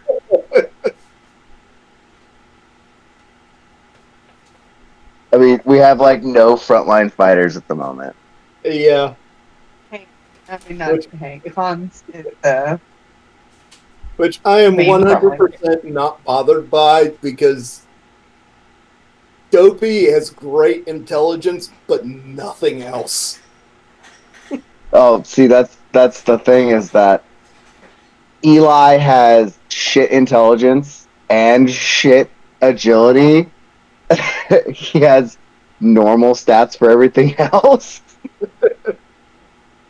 Like we're talking, he has 4 agility and 5 intelligence, or vice versa. I can't remember exactly which. He is so bad. The fact that he has survived longer than any of the other like starting characters is because he has 5 HP I and know. no other reason. And he's done more damage to himself than anyone else has. All right, let's That's the see. only fight I Dopey, didn't have was HP. Her stats were so fucking fantastic, and I killed her so fast. Oh, dude, Solaire had the best stats of all my characters, and yeah. hmm, I mean, Nitro would be decent if he had a bow, but he has a sling, and he still does yeah, I decent. know. It was kind of the same with Gojo. If Gojo had a ranged weapon, I would have been golden. Because Yeah, Gojo's fucking agility was super high. He was at like +2. yeah. Dopey, on the other hand, Uh, 9 AC, 1 HP, and -1 on every stat with the exception of strength, which is at 0, and int, which is at +1.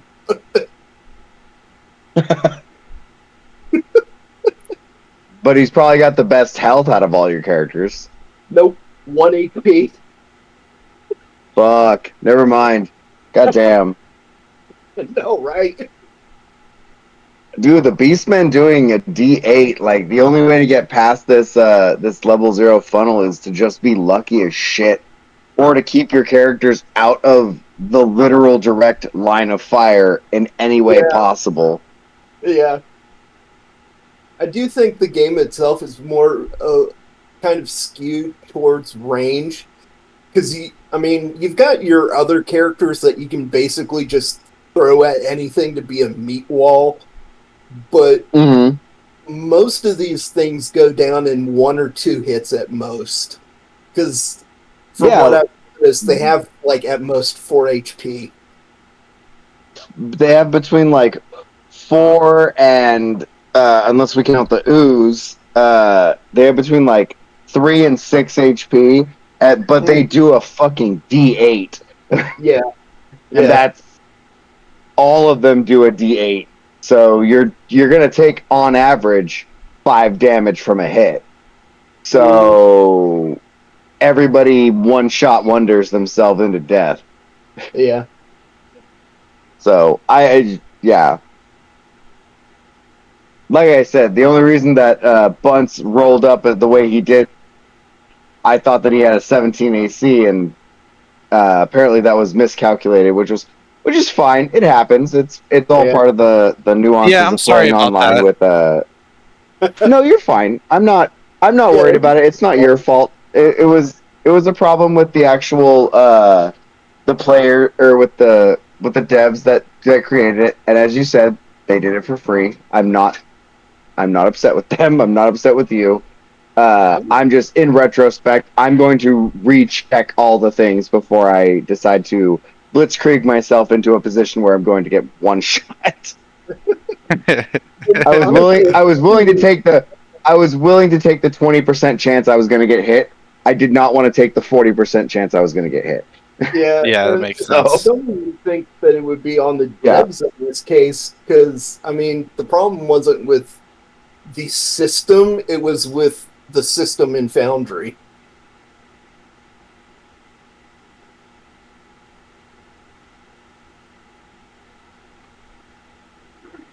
Hmm.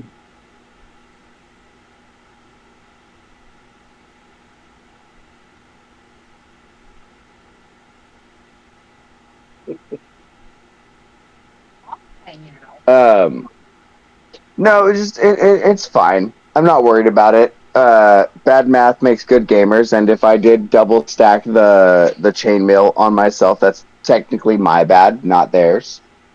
So, I just want to. I'll just double check my character stuff when I start messing around with armor specifically, so that I don't end up with like 75 armor at some point. Yeah.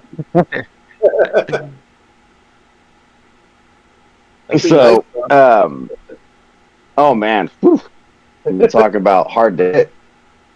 No woman's got a thing on me. I'll sit at the bar and just be an immovable object. Yeah, Nobody hitting on those me. are Pathfinder first edition numbers. Or epic level 3.5 numbers. Yeah, tomato a bit there, but it's in those game systems it's actually possible. 5e I don't know super well, but I don't think you could get that high in 5e without some homebrew stuff. Well, no, you I think the technical highest AC in 5e you can get with like literally everything like built into your character and external sources helping you. I think the highest AC you can get to in that one is like 57. Yeah, something it's like somewhere that. in that neighborhood. Don't quote me on that, internet, if somebody's subscribed and listening and wants to throw me under the bus. I think 57 is pretty close to the highest AC you can get. Yeah, it was 56 or 57, if I'm recalling correctly. And I mean, hell, I ended up making one character that I really, really wish I hadn't deleted because I cannot remember how I did it. But I ended up making one character that ended up having something like 32 AC. It was probably, was it a turtle? No. So I believe, if I do my math correctly, I believe if you are a turtle monk, you can enter your shell, which gives you, I think, a +5 to your AC. You have 3/4 cover, which gives you another 5 to your AC. Mm-hmm. And if you have a 20 wisdom and a 20 dex, that's another 10 to your AC. So you're getting 20 there, which plus 10 is 30. Plus you have a ring of protection, which is +1, and a robe of protection, which is +2, which is +1. That's 32. And then there's something else that you can get. I know the Ion Stone of Protection you can get, which is another +1, but I don't think that was part of it. But you can also have like certain spells cast on you that'll give you additional ACs. You can get the marriage buff, which gives you additional AC. There's a bunch of stuff that you can do. But I know that turtle monk with certain things can get you up to the high to mid 30s within like the first 5 levels of 5e. Yeah. Which is damn good regardless. You're only going to have to deal with like, CR 15 or better ever hitting you at level 5. Yeah. But just hit them with AoE spells. Yeah. Your AC doesn't matter with AoE spells all the time. Yep. Like there's 2 ways to deal with high AC characters. It's you don't hit them and you make the game unfun for them, which nobody likes to do, or you just hit them with a fuckload of AoE spells. And then they can't dodge. Or they're just going to take half damage, unless they're a rogue, which they might evade for the last half, but you're just going to keep hitting them, and eventually they're going to fail. Yeah. I actually just... Good? I was about to say, Monk can do the same thing with completely negating AoE damage on a successful dex save. Yeah. I just ran a one-shot over the weekend with a group of my friends, plus Bailey, who did a epic level one-shot where they had to fight a CR 29 adult force dragon at the end. Nice. And I almost party wiped them.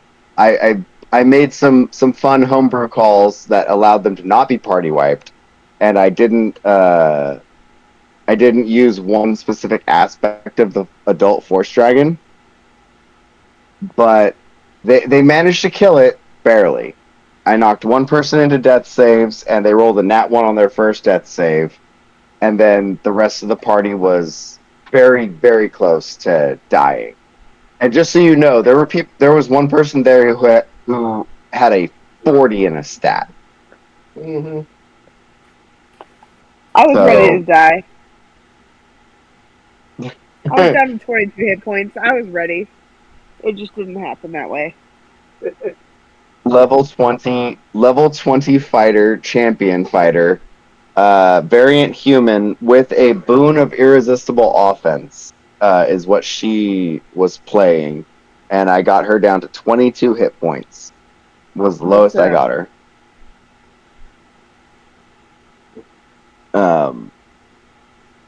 Which is funny because I had them roll their stats, but I had them roll like crazy stats, like roll 7d6, keep 6. Oh shit! Oh, dude, I was like, I want you guys to feel what it's like to play an epic level 3rd edition campaign, but none of you know how to play 3rd The highest edition. thing I rolled was a 28.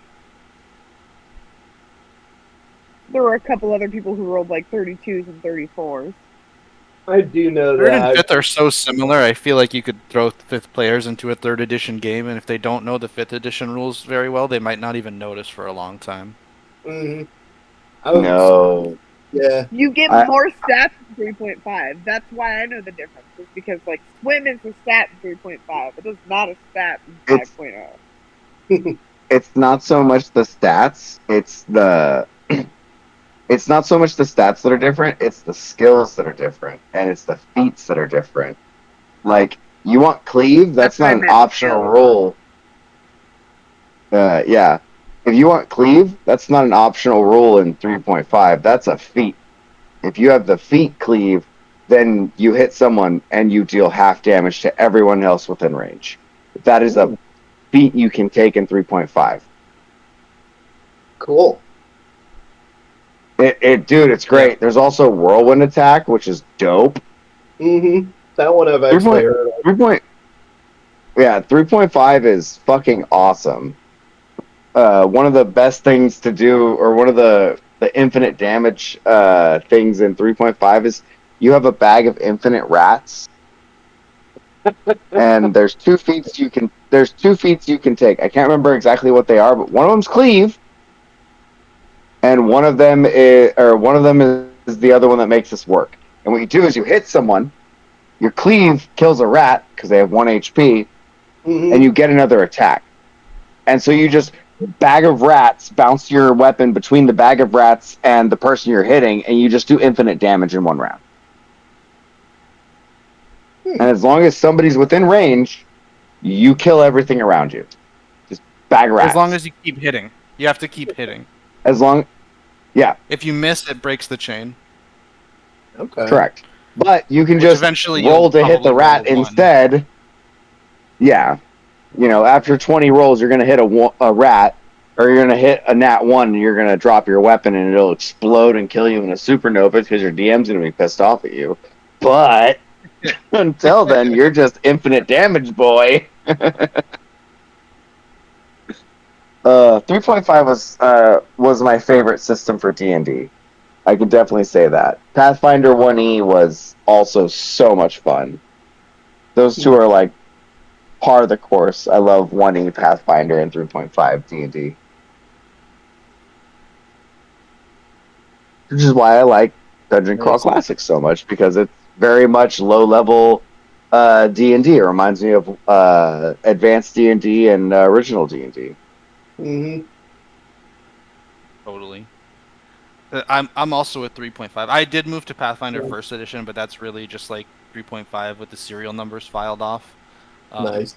It really is. I'm a huge.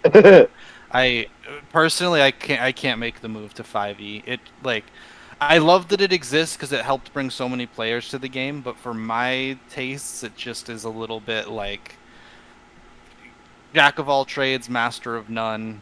Wants to be so many different things, but doesn't achieve being any of them. And I would prefer to run like Dungeon Crawl Classics for this vibe, or 3.5 or Pathfinder for like high power character build vibes, or a different system for a narrative system.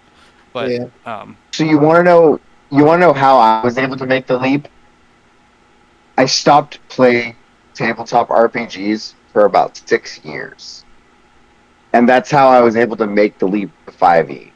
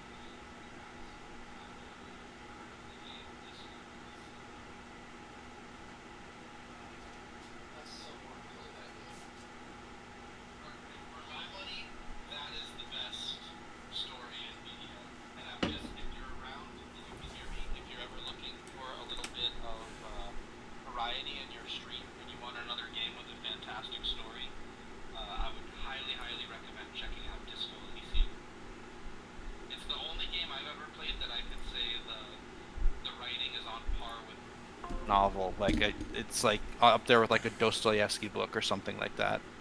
In my opinion. Hey, your opinion is valid. Yeah. I have heard absolutely nothing but good things about Disco Elysium.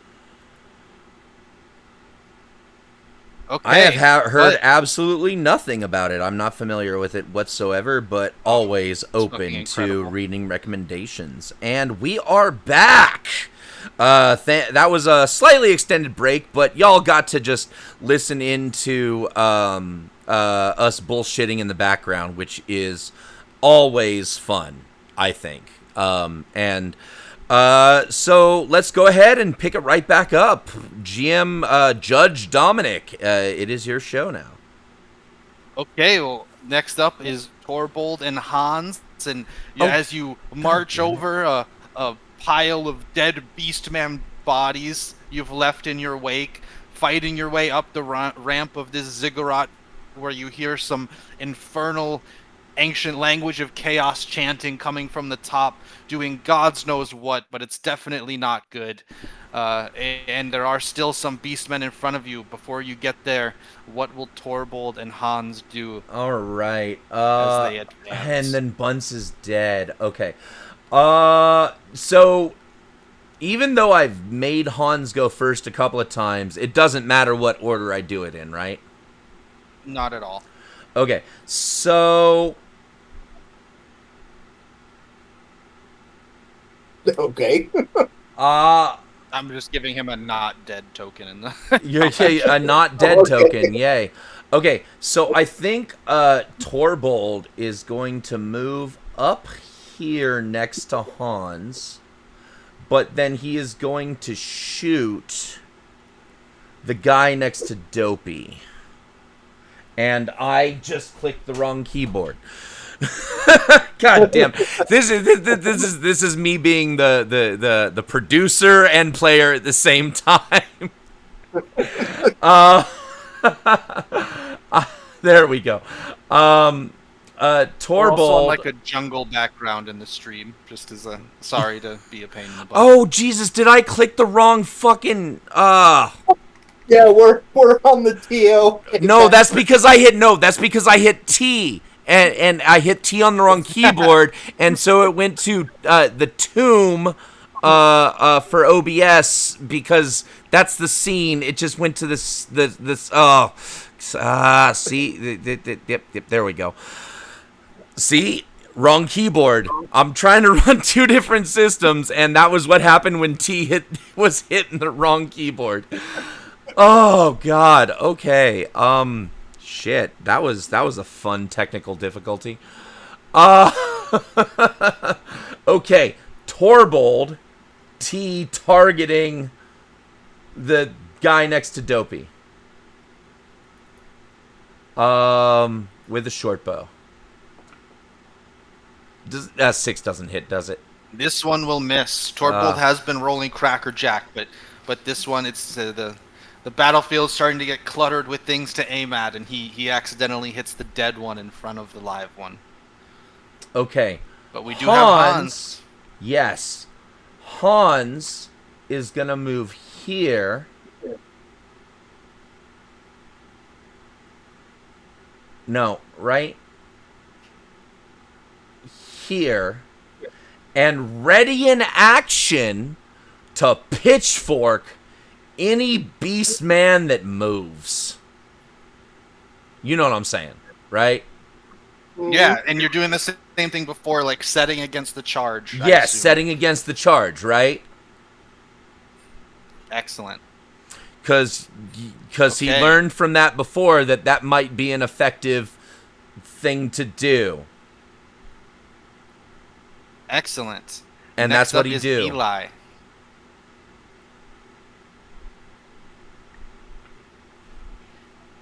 Oh! What was that? Was that a crit? That was a crit. That was a crit. We have a crit. Yeah, that was the one that it was this one right here. Okay.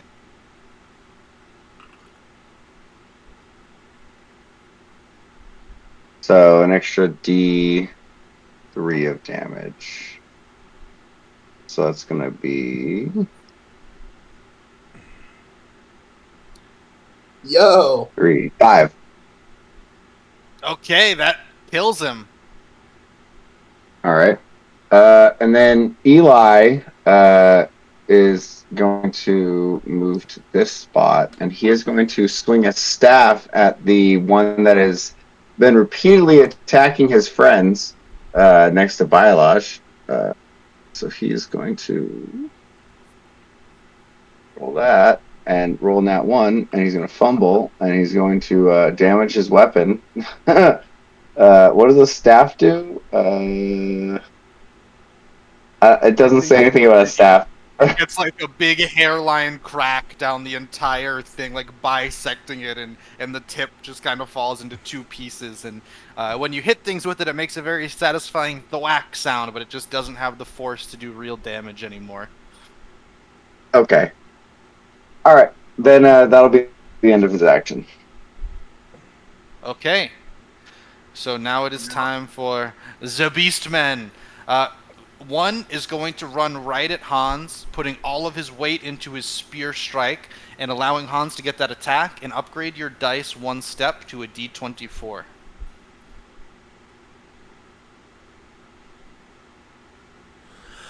Okay, so I get a pitchfork attack against just making sure I got this right?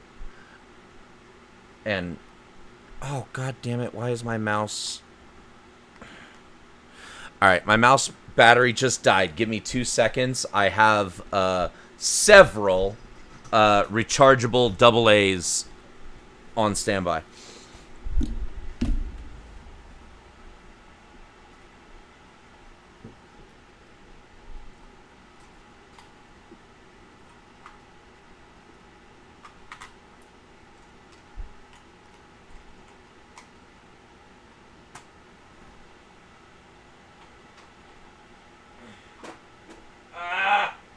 Okay, I'll get that later. I tried to put the dead battery into the recharger, or back into the charger, and dropped it straight through. And I will get that later. But I do now have a fully charged battery in my mouse, and I literally keep a freaking stack of rechargeable AA's on a charger next to my chair here for this exact reason. Life of a pro streamer, right? Okay, where were we? Hans is attacking D24. Attacking this guy. Okay, I wanted to make sure I had the right guy, because microphone is in the wrong position. There we go. Okay, so I'm targeting you, and you said D24, so once again I hit control, yep. Right? Control when I pitchfork, and control plus click, plus the D roll. Oh my god, so close to a crit. Very nice. Oh, no, sorry, that was 19, so that wasn't as close. But still, that was really good. Yo. Oh, max damage though. So this guy literally just runs and impales himself onto the Hans's pitchfork, right? Indeed. Oh. That's great. That was cool. That was an effective use of a rule I didn't know I could do until I tried. I don't know if that's actually a rule. I will say that. Okay, that's Your fair. mileage may vary with other ECC dungeon masters. Okay, so this one, I'm in a weird situation here. Well, I mean, we've discussed this before, though. Just coming back, just talking about the game itself, real quick. Sorry to interrupt again. I do this. I'm blaming Chris. I got fucking super pre-gamed to watch his movie tonight. Anyway, but no, this game in particular was built with quite a bit of DM fiat, right? Mm-hmm. So yeah, one of their core tenets is anything that can be decided by DM fiat does not. They won't write a rule for it. yeah, Which is so interesting because I feel like that could be everything. But I mean, but it's the general rule 0 that is incorporated in most TTRPGs. yeah, and they kind of fight club it and make it rule 0 and rule 1. Anywho, I love that. It's this beast man. I'm gonna roll a dice to decide if it's attacking Biolage or Dopey, since you are the ones adjacent to it, and both of you only have one character left. One is Biolage, 2 is Dopey. Dopey. Oh, Dopey. All right. A spear is coming at you. And A Dopey's spear is dead. hitting you. Well, we don't know. I was gonna say that Eli is also within range. He's gone. Oh shit, Eli. Oh, you're right. There was another Eli dead token. Eli is right there too. Yeah. Okay. Yeah. Can you re-roll that I 1d3? It's all right. I demand a recount. Just gives me an excuse to roll up a new character. I'll give you control of Nitro. Oh, okay, that works. Yeah. Okay, Naga, you now have ownership of Nitro, and maybe you'll end up getting them back, Joe. We'll see how it plays out. But for this combat, at least, I've handed control of Nitro over to Naga, and it is your turn with Nitro now. Oh, I'm sorry. Almost. 2 more beastmen come around the corner. Now, notably, you all no longer hear any more clip clops of hooves closing in on you. Though you do hear in the distance kind of a distant chanting of that thing, of that chant you've been hearing right along. And now that it's kind of quieted down the sounds of combat a bit, you hear a shuffling of many feet kind of moving in tandem. And go ahead and take Nitro's turn, Naga. Let's see. Nitro is going to back up just a little bit. Going to target the one that just killed Dopey. And let fly with the sling.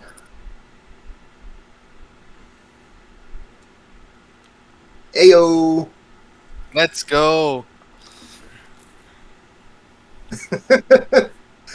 Well, shit, unfortunately, damage, but at least it hit. it's a bit of a bounce shot. It hits the wall and then bounces into the beast and has lost most of its force. But at least it's a hit and puts that beast very close to death. And that will bring us to Bialaj.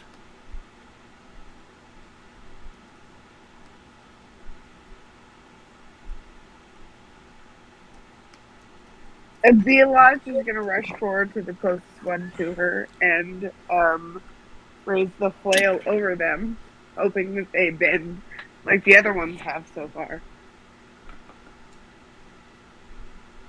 Okay, and remember that...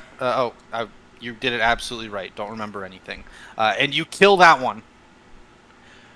Fantastic. As it kneels down in front of you and you just... Bam! A valiant execution with the flail. I'd like to use my movement action to just stand up and like raise the flail and say, "Bend down to my will!" and see if it like, affects any of the things charging at us. Roll a personality check.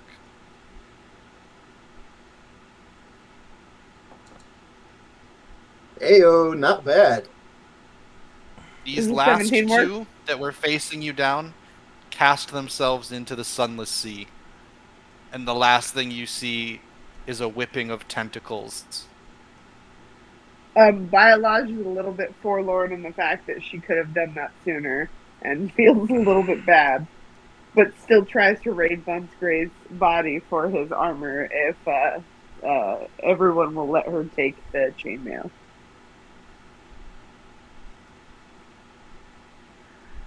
And you guys look around, there's just blood and bodies and dead peasants and various forms of beasts.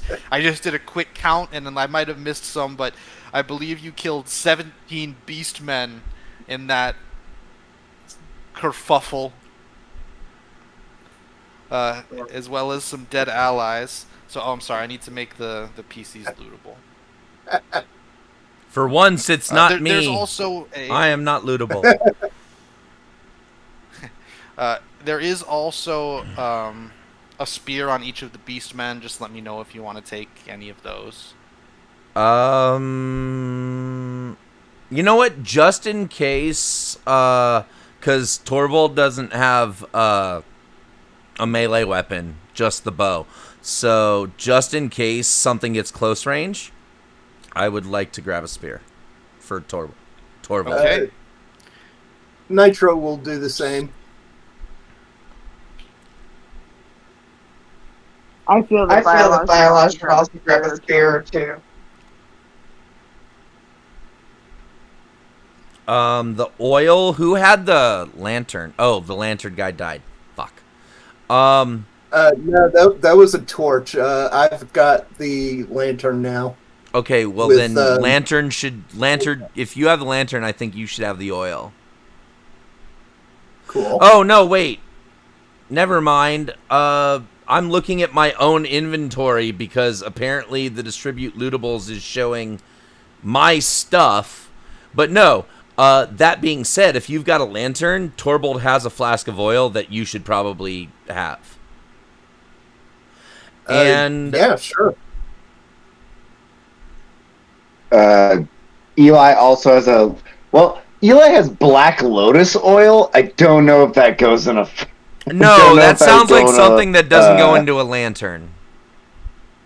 Yeah. Black Lotus oil, it should say on the item. You can consume that and you get 1d10 additional maximum hit points. When the effect wears off, you take 1d4 damage. Yeah, so it's kind of a... It's kind of a... You got a chance of just fucking dying when you're done with it. Oh, I didn't know that. Okay. None of the Beastmen are lootable. Did everybody loot the Beastmen already? You said they had some lootable. spears. They each have a spear. So I just put a spear in the inventory of anyone who asked for one. Biolage would like 2 spears.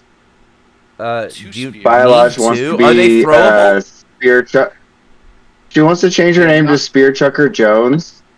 Are they throwable? No, this is a good question. Are they throwable? They're not. They're not. Have a ranging. I mean, you could try to like throw one. It would be probably like I'd give you like a D10 to hit. Oh, I'm just saying, like, I think any unclaimed spears should go to Hans. Yes, absolutely. Eli would like a spear, but Eli also wants to take the time. I didn't mean to give you. If they're throwable, any unclaimed spears should go to Hans. Eli would like to go through and take a set of canines from all of the Beastmen. Wait, do they all have canines? They might not all be mammals. That's correct. Like some of them are described as fly-headed and stuff like that, but just mandibles then, or yeah. Eli would like to take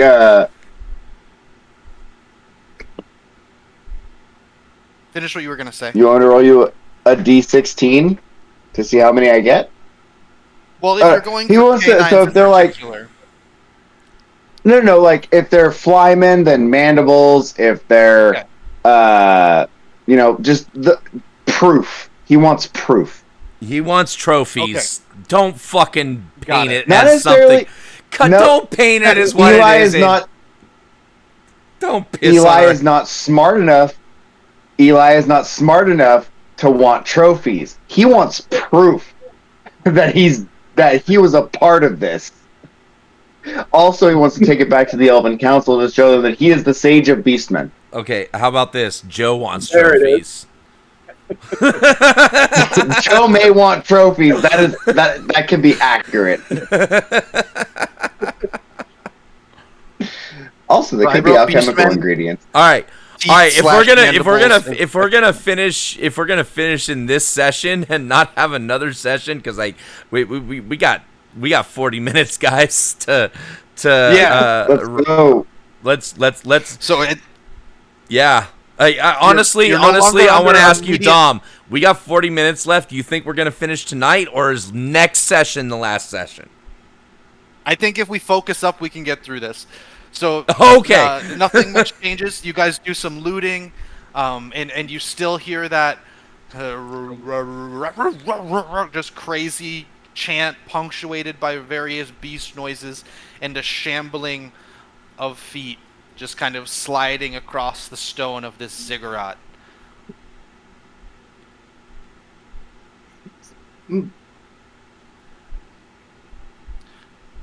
How would you like to proceed? Hans is gonna go pitchfork first, like he always do. And Nitro would like to pick up this torch. Okay. What is the best way in which to pedestal myself with the flail to make it so that I can just tell them to cast themselves to the side like I did before? The best way to what yourself with the flail? I missed an important word there. Pedestal. I would like to make Okay. a tower of myself and just be like, go Pedestal. forth onto the cliffside. She Okay, Hans. wants to Yeah, I be mean- put up on a pedal stool. I leave that up do. to you. If you, I mean, of course, you can just kind of brandish it and walk and display it to them as you encounter more. But if you want to try to do something to enhance your potency as doing that, that is something I would want to hear a description of. Hear how you're getting creative with doing it. Like, I don't even want to run forward to them. I want to wait till they come to me, so that they are, they're at the standing beneath me. The armor that I'm wearing, if I take a turn to grab the armor from Bud Spray that he no longer needs, is from the same chamber that the flail is from. So I assume it might have decorative markings on it, similar to the flail. And therefore, I'd like to use some of the beastmen bodies that are there, or whatever, anything that looks like I can make myself look taller, and climb on top of that with the flail held high and the armor gleaming bright, and just look like a mighty presence of ferocious, righteousness, based on the tapestries that we were looking at earlier. Bad at. That's exactly what I was looking for, and I do think that will have an effect on your next attempt to command them. Now, I'm going to move you all forward just so you can see the next thing. I'm assuming your characters are going somewhat cautiously and peeking around the corner. Can I want Go to, ahead, before John. we move all the way forward, I want to say, Hans, light that last incense and give our flail wielder a sense of mystery with the smoke from the incense billowing around from in front of her. I have Unfortunately, to the incenses have been all apologize. consumed. Yes, the last of the incense was consumed when I summoned the ship. Eli will just grab a bunch of beastmen fur and just say, use this. So you want me to just throw beastmen fur into the censer and burn it? Why not? I mean, why not? What's the problem? I mean, it doesn't. Here, Smoke machine for the dramatic worst. effect. Yeah, the worst. The worst thing that happens is we just they smell. The beastmen smell their burning fur and might get intimidated by it, right? So, sure. I mean, No, I totally get that might have an effect. So yeah, Hans will we got some who you gathered beastmen fur and other body parts apparently. So Hans will I think in order to burn this stuff we might need because it's not specifically a burnable thing. We might need that oil that I'll give you a candle. I was gonna say we might. No, we might need that oil that Nitro. that was gifted from God Torvald. damn. Torvald, thank you. I can't remember my own character's name. Torvald to whoever, Eli, right? Whoever Nitro. Nitro. Yeah. God damn it. Yeah, so Okay. I think we need the oil and then the Beastmen body parts. But you guys can definitely do that. You repurpose that sensor into a smoke machine using some of the fur. And I guess from the is there a Beastmen way and oil. is there a way that Hans can hang it from his belt so that he doesn't have to hold it but doesn't risk catching himself on fire? Yeah. Definitely. So that There's a his chain hands there. are free to do other things like pitchforking? Sure. Okay. Yeah. So yeah, Okay. Hans would like to attach the sensor to his belt, so it's just kind of swinging smoke of whatever the concoction we just threw together. It probably smells foul, but it is effective. It makes a smoke cloud you can direct by swinging your hips Shakira style. Oh Attach yes! your- Let me shake that ass. And as you guys come around the next corner going up the ramp of this ziggurat, you see 4 beastmen, and 2 of them are leading a train of tied up villagers from your town up the ziggurat. 2 are just kind of guarding the front and the back, although they're all more focused on their chanting and prayer than any sort of actual defense.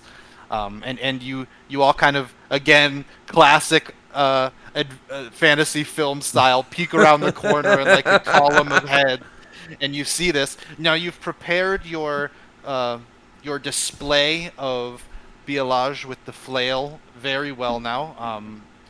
But as of now, this group doesn't notice you. What would you like to do?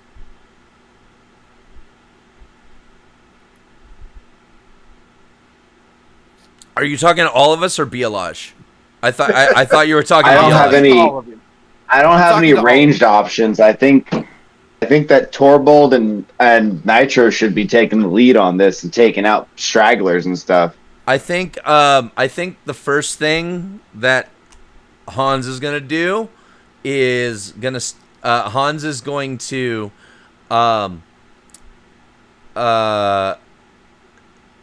reverse grip his pitchfork and then back up and start twerking this way, spreading that incense and once again planting the pitchfork in such a manner as to intercept any oncoming traffic. Quick, everybody, follow the sound of clapping cheeks. Okay, so my Hans, God.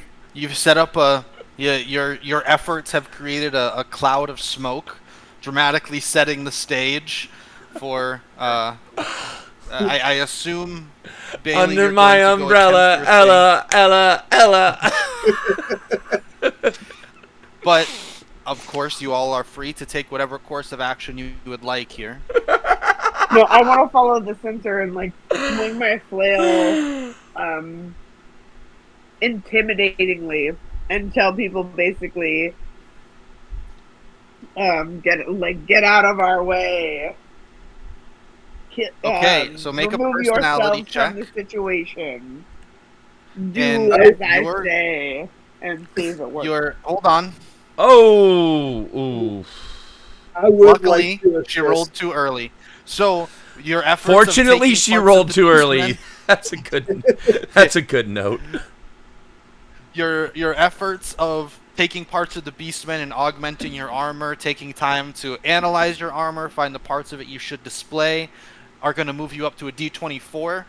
Your team's efforts of giving you a dramatic stagecraft pyrotechnic smoke screen to walk out of to address them is going to move you up again. So roll a personality check, but make a D30. You have 2 steps up the dice chain.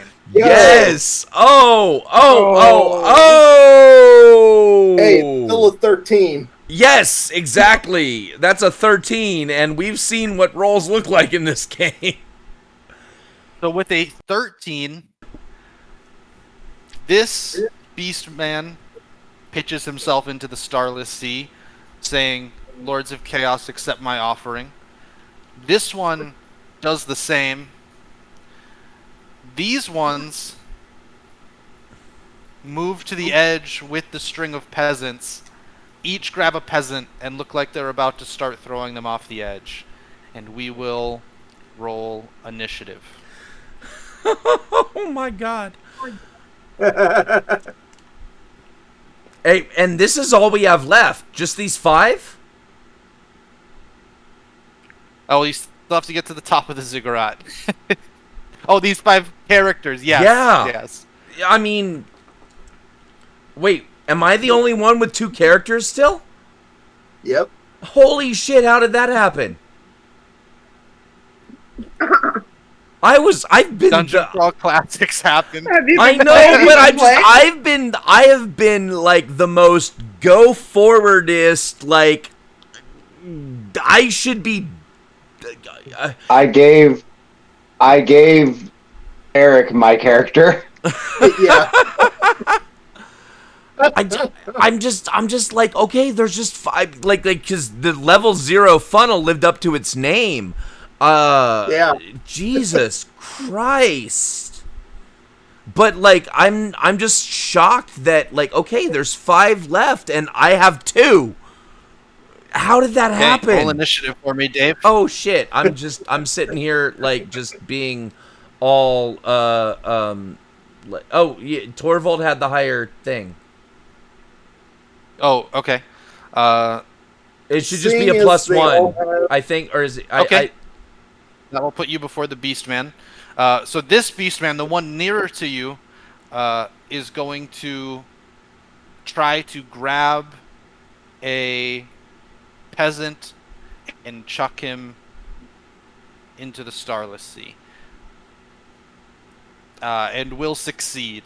He reaches over with the dagger, cuts one piece of rope, and throws one into the sea where a tentacle rises up and grasps, and you just They're hear just screaming sacrificing as he's pulled people. down. These bastards. Next up is Hans and Torbold. All right. Torbold is going to start first and just take a shot at the guy who just killed that innocent peasant dude. And a 5, I don't think does much. It is going to miss. Yeah. Hans. Yeah. Oh. That's nothing. Hans is up. Hans. Yeah. Nobody took his ready to action and Shakira style fucking plant of the pitchfork. Oh, you know what I want to do? Okay, I'm gonna come right here, and let me ask. How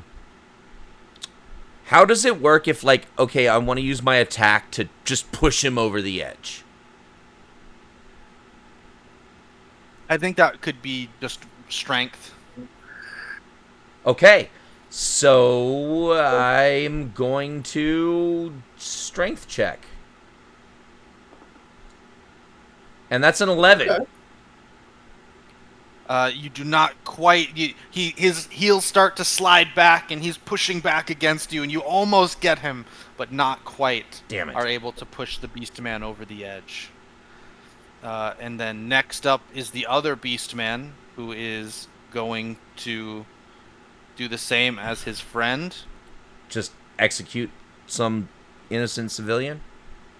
Oh shit! Jesus Christ! And he grabs one in each hand and pitches them over the edge. I want to say that the other Beastman is not visible to the audience.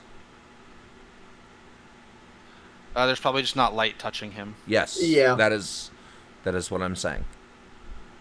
Here, I'll just do that. There you go. There we go. Okay. And Nitro. Yep. Let's see. 1, 2, 3, 4, 5. Nitro will move up there and yell at the Beastmen, hold. These sacrifices will... These sacrifices will be better served by serving your new lord. And I'll point to Bielage. Okay. And I think we just go straight to Bielage next. And I assume you're going to try another personality check type thing, right? Yeah. Spare the prisoners and fling yourselves over the edge. So now with Nitro aiding you, basically, go ahead and make a personality check with a D30 plus 2. Nice.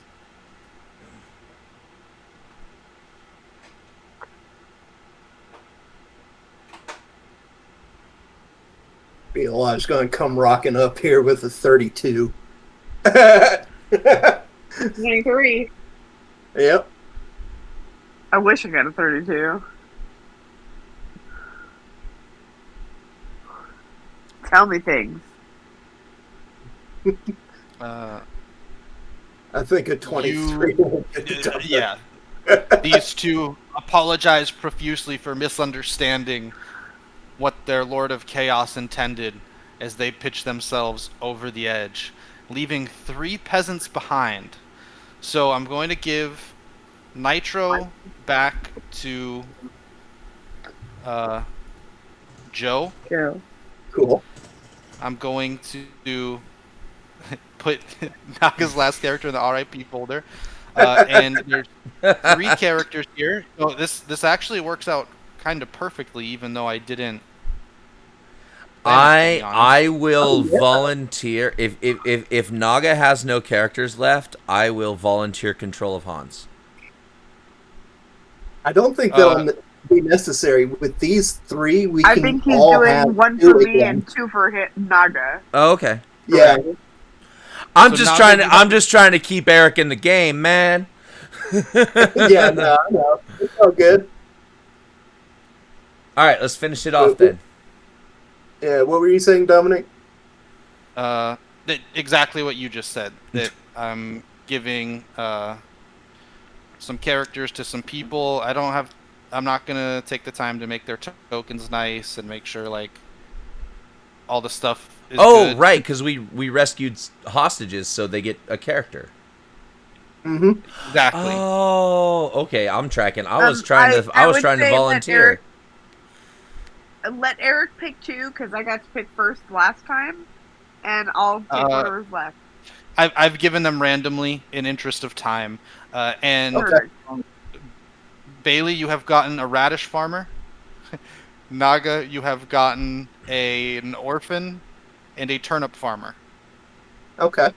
I believe that puts 2 more pitchforks into the ecosystem. Yes, so. Pitchforks are amazing.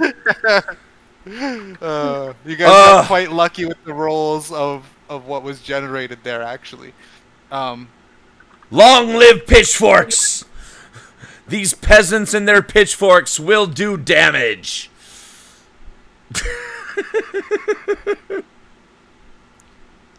Okay. As you manage to rescue 3 peasants who look back and are incredibly thankful, and luckily for some godforsaken reason, being dragged behind them in this conga line of death was a sack containing all of their equipment that they were found with when they were stolen.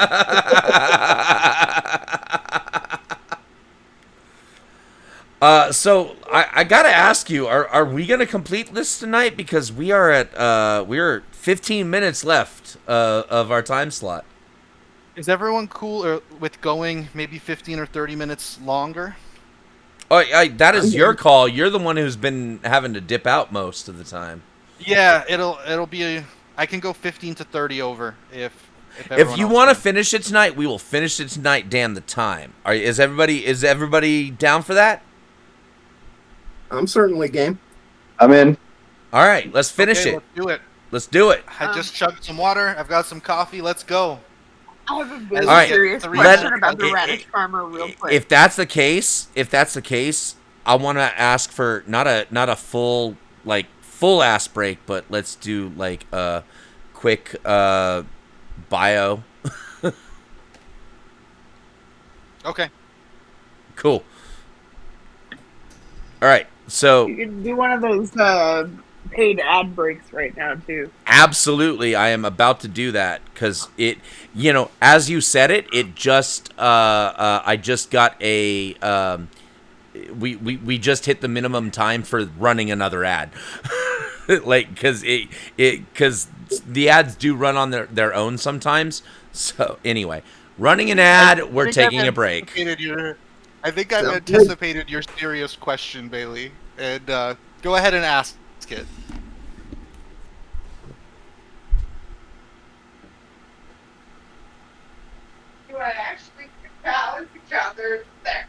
She wants to know very seriously if she actually has a cow in her inventory for a sacrifice. Does this answer your question?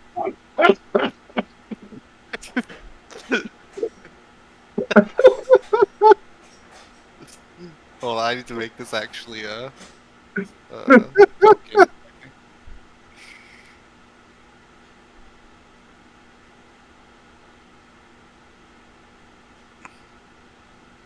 Hey, not bad. My poor. The cow's name is Daisy. It was in a bag. I like this. my poor turnip farmer has a stamina of 3, but is otherwise really good. Hey, before we finish Dungeon Crawl Classics, I also want to throw a quick conversation out to the rest of the crew about what we're going to do next. And the next thing that I want to do is Kobolds Ate My Baby, but I need more time to prep for that so that it is ready for the show. So my thought was we could do an interim roll for shoes break, but not me running it. I want to ask one of you guys to run a roll for shoes session. I want to not be the only one running shit here. How about that? I know, Joe, you are an experienced GM, and Dominic, you've also been invited to be part of the crew when you are available. So if you wanted to throw your hand at Roll for Shoes, I invite you to, if you're interested in it, this offer goes out to you as well. I would love to play in the next round of things we do, but if we don't get any other takers, I would consider running it. Okay. I know Joe is also an experienced GM, so I'm going to throw you out the option. Do you want to run a roll for shoes when we finish up DCC? I will do a session of roll for shoes, but I'm going to have to take a slight hiatus after that. We're getting into summer break, and I'm going to have my son full time. Yes. So okay. I will do a roll for shoes weekend. Or week run for us. But after that, I'm going to have to bow out for a little bit. Okay, so but you're not going to be able to do Kobolds Ate My Baby then? Unfortunately, no. Oof. I have to pack 3 years worth of education into my son over a summer. Oh, you know what? I know how that goes, but honestly, I like this idea that we're going to close your availability for the summer with you running something. Yeah. I mean, I like that intensely. And I've got all weekend to build up a custom roll for shoes thing for you guys. I like the idea of the Pokemon one where everybody starts with a little something extra. So I might work that into it. Yeah. So, If you wanted to use the Pokemon one as inspiration, because like seriously, the only reason I didn't do the Pokemon one for our thing was because what was it? I had the high fantasy one that I wrote, right? Yeah. So and I thought your high fantasy one was great. Thank you. Yeah, I loved that one. That was awesome. Thank you. So yeah, the only reason I didn't go with that one was because I had written my own, and I just really wanted to display my own writing. But yeah, so I guess next week, if we're finishing up DCC tonight, next week we are going to start with Joe, who is Vexen Dono. Joe is going to be GMing Roll for Shoes as I prepare to get us ready for Kobold Ate My Baby.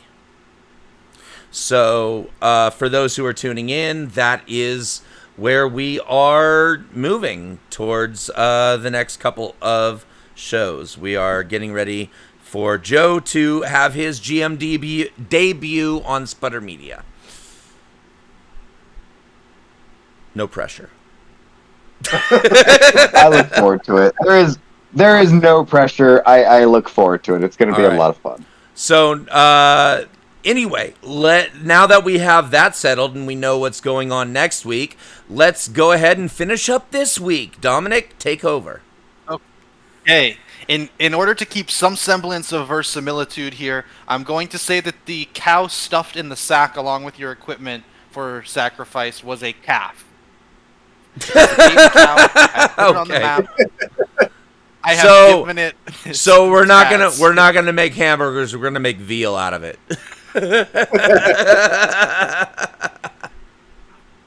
And with that, you have some fresh, pissed off peasants ready to take the fight to these horrific beast men or die trying. Are we still in initiative? Because I am still seeing a fresh combat tracker. Thank you for the heads up. You are now out of initiative.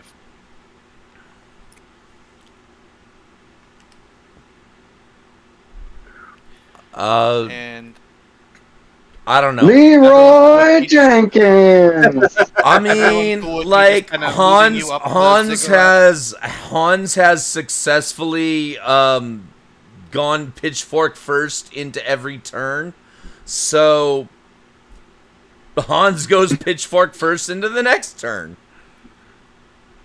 Okay. One thing that's noticeable right away, the closer and closer you get to the top and center of this ziggurat, the more and more you notice that the stones, when you were far away, they were a little bit warmer than maybe you'd expect for something in the middle of a cold, dark cave. But as you get closer and closer, they even start to get hot. And you notice a kind of hellish light emanating from the top of this ziggurat. As you get closer, you notice a mighty beastman decorated in what clear to be what are clearly some sort of robes of honor befitting a religious cult leader, hoisting an effigy of a fearsome armored figure high into swirling clouds that are being burped out by this pit in the top of the ziggurat. And it throws as you reach the top, it throws the effigy into the lava. You also notice treasure strewn about willy-nilly as there are acolytes of this person dumping chests of coin and other valuable-looking items into this pit.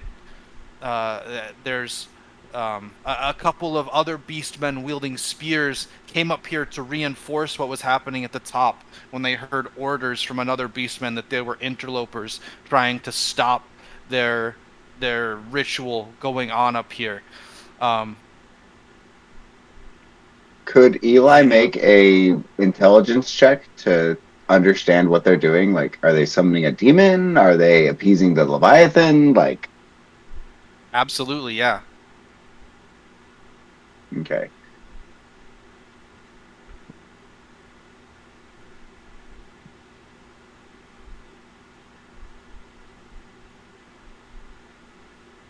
That's a 9.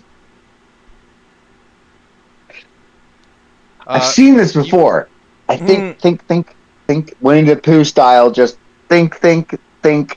No, can't place it. So I am gonna move you guys a bit farther up the ziggurat, and you can kind of fix your marching order after I just drag you in the general direction.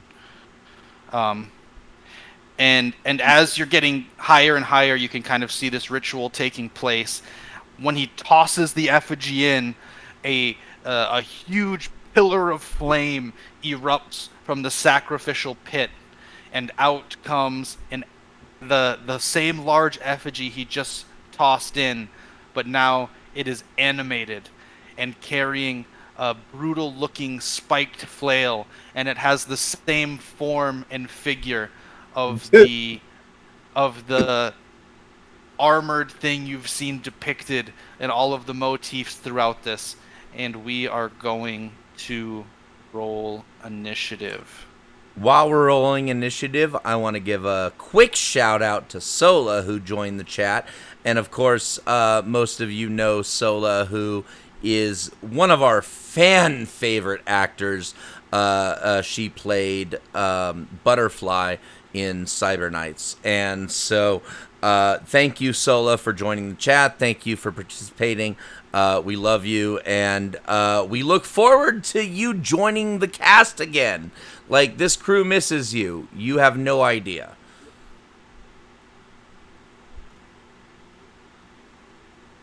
Let's see. Okay, I thought other people might, like, chime in. Yay, we love Sola too. Like Jesus Christ. Like, fuck.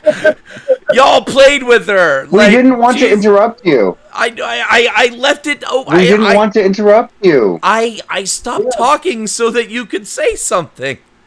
I'm excited to meet you. I don't know you yet, but if everyone loves you this much, you must be awesome. Oh man, no. Sola was the med tech of the Cyber Knights crew. So everybody loves Sola. Sola was the one who kept everybody the fuck alive. Yep. Rad Plower is the character for Bailey who has the best initiative. Okay, added. Oh shit! I gotta roll. And and Nitro is the initiative for my crew. Okay, I've added you both to the tracker. Oh, I rolled I'll way take a nat worse 20 this time. Yo.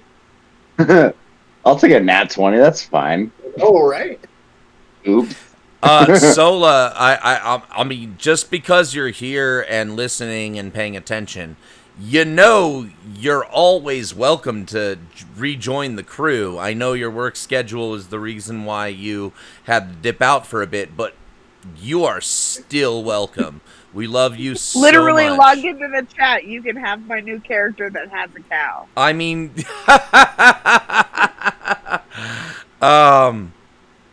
She's so sweet. Sting. I love that you tried to invite her to this game, but adding her to this game involves way more technical things than you have the privilege to invite. I know. I'm so sorry. No. I mean, trust me. If I could just be like, hey, jump on in, I would drag her in a heartbeat and fuck what Dominic had to say. But I know that I couldn't do that, and I'm not gonna put that on Dominic. All right. So back to this scene. Yes. An animated effigy of the Chaos Lord that created this horrible place has just risen from a pit of lava. And Nitro, you and Eli are first to act. Fantastic. So Nitro doesn't have vision on the Chaos Lord because he's like blocked off for some weird reason. I don't know if it's that we don't see it or if it's a stage up. You'll be able to see that when you get closer. That's because you can't see down into the pit. Let me just move him out of the pit. We'll say he already is crawled out of the pit. Now you can see. Okay. All right. Nitro's not very happy about his position. He's very upset that he decided to follow Eli. Nitro's like, oh god, why am I fucking here? This sucks. But he's gonna maintain. He's gonna back up a little bit, and then he's going to make an attack on the Beast Man right here with his sling. Yo, has a dirty 20. Right, he's gonna do 3 damage. Killing the Beast Man. Nice. Perfect. And now we have Eli. Eli's going to drink the Black Lotus oil. Oh shit! Okay. Really? I mean, 10. you know what? Kudos. Eli's drinking the because Black somebody Lotus had oil. to. I have a question for the DM. So you know how you talked about luck? Yep. Can I spend luck on this roll? On the roll to do the save on the against roll the Black when Lotus? consuming. It's only for on the roll for the D20 consumption. action rolls. Let me actually check what the rulebook says. My intuition is that would not be allowed, but let me just go see. He should be able to. He should be able to. Well, there's no save. I'm just right? curious. It's just there's no save. It's just there is a save. You consume it. You get 1d10 temporary hit points, and after a minute, you then have to make a fortitude save. Okay. Or just take 1d4 damage. The rules just say modify to a roll, so I'm gonna say you can based on that. My preliminary reading of that rule there, it doesn't have any specifics, so I'm going to say anytime you roll a die, you can apply luck. Is this going to have some horrible downstream effects? Probably. But let's this is literally his save to not die. So what's the worst thing that's going to happen, right? Eli's going to spend 3 luck on this. Can you adjust his HP by plus 13? Yep. Max HP. Oh my god. Yo. Let's go, buddy. Me and you, 1-on-1, mano a mano. I thought you were applying the luck to. I just want to say this. I thought you were applying the luck to the not dying part, not the gaining HP part. No, the HP part. And I want to say I got way more respect. Eli's gonna fucking roll up and just say, "Let's go." And you can have drank that. You can have drank that oil before combat, like as you were walking up the ziggurat. If that's something you were planning to do anyway, I feel like that makes sense. Oh yeah. So you still have your action with Eli, if you want to do something. Eli's then. Okay, then I will activate. I will activate. Let me see. It's called. I'm going to activate a temporary magic armor. Right now. I'm going to activate magic shield. So with this, when I read it, it says a d20 plus your class level. I don't have a class level, but I do get a +1 bonus. And it says do not add your personality or intelligence modifiers. So I'm going to roll a d20 +1. Okay. Y'all see this shit? We got solo up. And I'm going to add for the enemy. And I'm going to add. I'm going to do 2 luck for this. So, come on, baby. Oh, thank God I added luck. 6. Mage armor does not work for him. On a 6, the spell is lost, but there's no negative effects like you had before. The spell is simply lost. All right, then that will end Eli's turn, and yeah. Okay, so now we've got Dagon and Krull, 2 of the newest peasants on the block. I haven't even looked at your stats yet. Well, Krull is going to take a page out of Nitro's book and rock up here and shout at all of them to bow before your new lord and point towards Bia. And Dagon is going to come up here and take a stab with the pitchfork on this big dude. Let's see.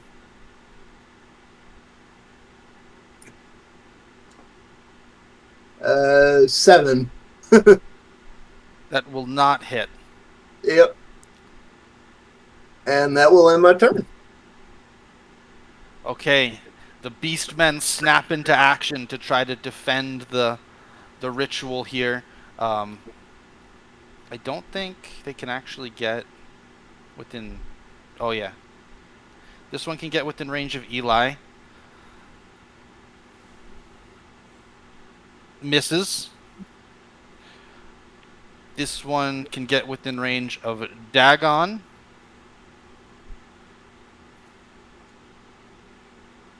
Oof.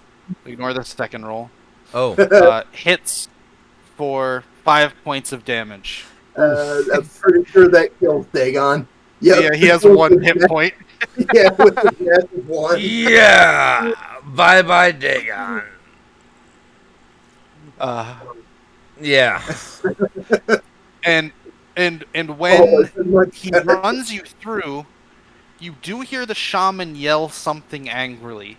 Now, we've already had the sage get a 5 on his attempt to decipher the language. So I'm going to give you one word of what he says, and it is sacrifice. Next up is the Chaos Lord, which will step toward Eli, lift his flail high above his head, whip it around a few times, and try to bring it down on Eli's head. And probably succeed. For 5 points of damage. Oh! And looks very confused as to why Eli is still alive. Oh, right. Yeah, you just did that thing. As he definitely expected his mighty flail to cave the head of a simple peasant with ease. Eli looks him dead in the face and says, "I'm too stupid to die." That is consistent with Eli.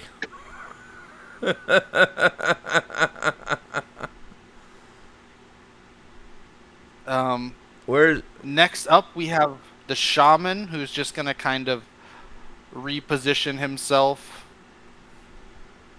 I just clipped on the other that, side by of the way. pit from you all.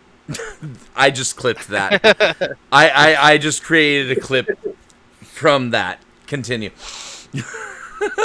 Okay, and now the radish farmer, Rad Plower, and one of the only ones to still be here from the beginning. Who's here from the beginning? Hans, Bielage, Hans Eli. is here from the beginning. Yes. Yep. Hans, Bielage, and Eli are the only 3 peasants from the beginning. Yes, I know. Yes. That's amazing. I'm just glad I have one character in that list. It wasn't the one that I thought was going to make.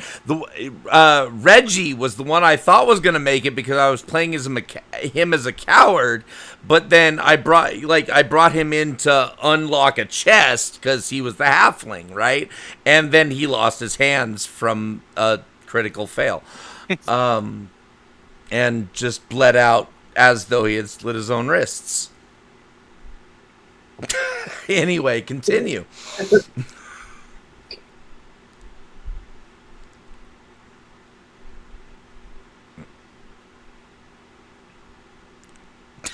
What?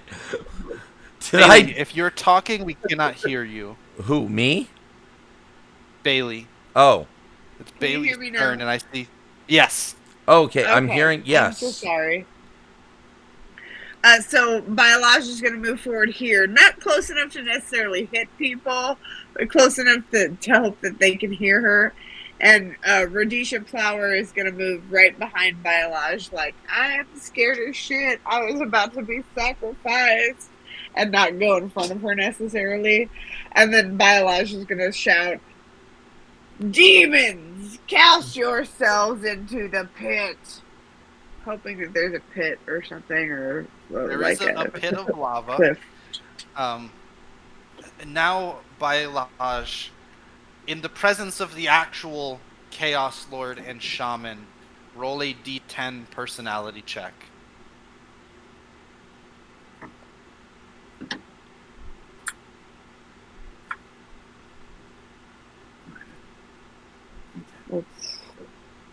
Let's see that 10. Oh. And they do not. The shaman is yelling now in your language that whatever ruse you use to trick your way up here will not work in the presence of the real Lord of Chaos. Damn. That's That'll end my turn for now. Okay. Okay. Torvald and Hans. Well, shit. All right, where are my characters? Hans is here. Okay. And at the moment, they're really far removed from the action, and as far as survivability goes in this game, that's great. Torbold is going to move 5, 10, 15, 20, 25, 30. Do I have a valid target from this range? I've got such a idea for a melee attack, or no, for a short bow. No, obviously for the short bow. Jesus Christ! Sorry, I'm a dumbass. Yeah, you could hit. You could hit the shaman. You could hit one of the acolytes. You could hit the Chaos Lord. Wait. Okay, what looks like the most threatening thing to Torbold? The Chaos Lord, for sure. Okay. The molten magma inside a suit of armor, that's swinging a flail above its head. That's this right here? Yep. Okay. Just making sure I knew what the target was before I hit T. I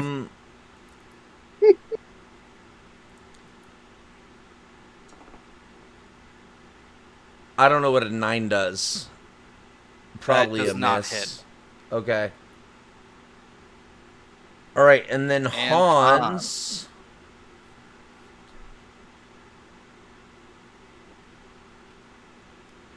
Hans is an idiot, and he's the strong smart. So he goes right up into Bad Dude's face and goes for the pitchfork.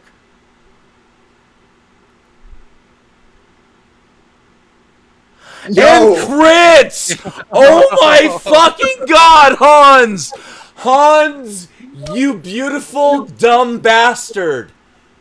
You rice farmer who just comes in and crits the Chaos Lord.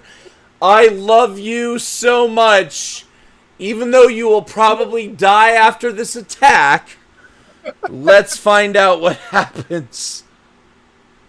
Critical hit first, right? Okay. That's what you said. Roll the... Yeah. In this case, they'll definitely both matter, but go ahead and roll them both. Force of blow shivers your weapon free of your grasp. Inflict 1d6 damage with this strike, and you are disarmed. I lost my pitchfork? What? I just embedded the pitchfork in him? Luckily, Dagon... You guys are going true Soviet style, as Dagon just died right next to you with another pitchfork. Okay, cool. I deal 3 damage and impale him with that pitchfork. Can I... this is total DM's call. Just roll look your next additional to him. D6.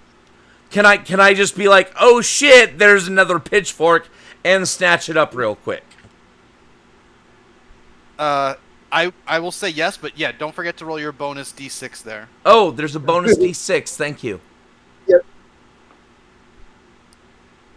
So 6 damage. So you deal 6 points of damage, and this thing lets out a howl. You see flames burp from its mouth as it leans back and howls in pain, It's still fighting, and yes, you immediately reach down and pick up Dagon's pitchfork. Thank you for allowing that to be part of the crit, so that I don't lose my pitchfork because of my crit. Thank you. One of the and for the record, that was a 0 on the crit table. It was because you rolled a 1 on a 1d4, and for some reason you have -1. I think that's from your luck stat. So just for those people watching wondering why a crit would disarm the one who crit, it's because it's like the worst possible roll on the crit table, and it still does a d6 extra damage, which is kind of huge in this game. Okay. No, so, I genuinely appreciate you giving that explanation because I didn't understand that. One of the acolytes comes up with a bestial claw and tries to swipe at Hans for daring to attack the Chaos Lord, but it does not. It glances off your chainmail. Yay. The other acolytes close in on. This one will be able to attack Krull. Please miss. I have such a bullshit idea for my next turn. Yay! Hey! This one is able to get near, but not able to attack this turn. And now we are on Nitro and Eli's turn.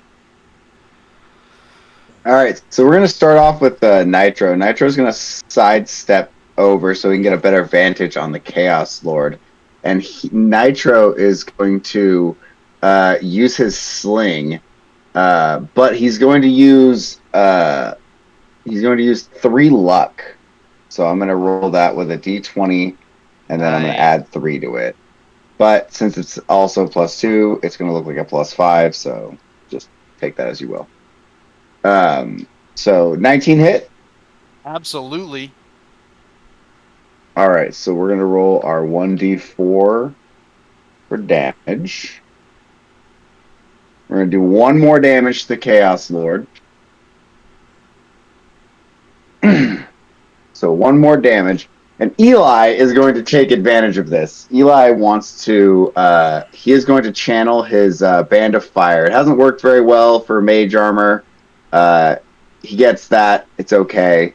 He's going to roll for Magic Missile. So okay, very nice. He is going to roll his 1d20 +1. And then he's going to add his last 2 remaining luck to it as a Hail Mary, and he wants to impart his ability to the spell to try and push the Chaos Lord back into the lava, if that has any effect on it whatsoever. So... Vex is trying to say bullshit I am. It does not. Unfortunately, the spell is lost. And I believe on that ring you have 1 more magic missile cast. I think you've used 2, including that one. And I do. You've used the Scorching Ray and the 2 shield. So I believe Correct. We're at 1 more magic missile cast. Okay, I just wanted to check with you because I didn't write it down, or if I did, I lost it. But that is what my memory had written down. Nope, I've been keeping track. Excellent. So that will end his turn. Okay, now the Beastmen are going to go. 1 steps forward and tries to seize Hans. Hans, roll a strength check. Oh my! Well, I am gonna say that is his highest stat. We talked about this in character creation. What about my group? Oh, I'm sorry. Oh. Yeah, Dagon may be dead, but Krull is still here. Okay, I'm gonna change the initiative. I'm gonna put Krull on the initiative so I don't do that again. But yes, take Krull's turn, and thank you so much for saying that before I continued. Okay, so no I'm not dead yet. Cool. Alright, so I, for some reason, cannot move. You should be good now. Alright. So I'm going to move there, and I'm going to see if I can't end this in the most bullshit way possible. Krull, in his inventory, has a 10-foot-long pole. And he is going to attempt to push the Chaos Lord back into the lava pit and throw 11 luck behind it. Okay. Roll its strength check. Let's see. There we go. Oh my god. And the strength is at -1, so I did the 10 instead of 11. The Chaos Lord does go sliding back down into the lava pit. But as that is where it rose from, I don't think that's going to kill it. I will have it melt a certain amount of its armor off. It does take some damage from the extreme heat, but it looks like it is going to try to start climbing back out again. But that does give you a turn not being hit by its flail, which is very useful in and of itself. Nice. Okay. Now, Hans, make a strength check. Okay. I am so fucked.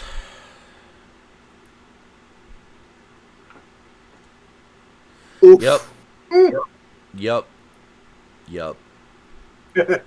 As this beastman drags you back, and attempts to pitch you into the lava. Now, cool. You do get a reflex save. Okay. Very high DC. I will warn you. Sure. Saving throw. Reflex. 10? As you are pitched in to the pit of lava. Bye, Hans. The most courageous of the crew has been... It's amazing he made it this far. I mean, just... Not gonna lie, you're right.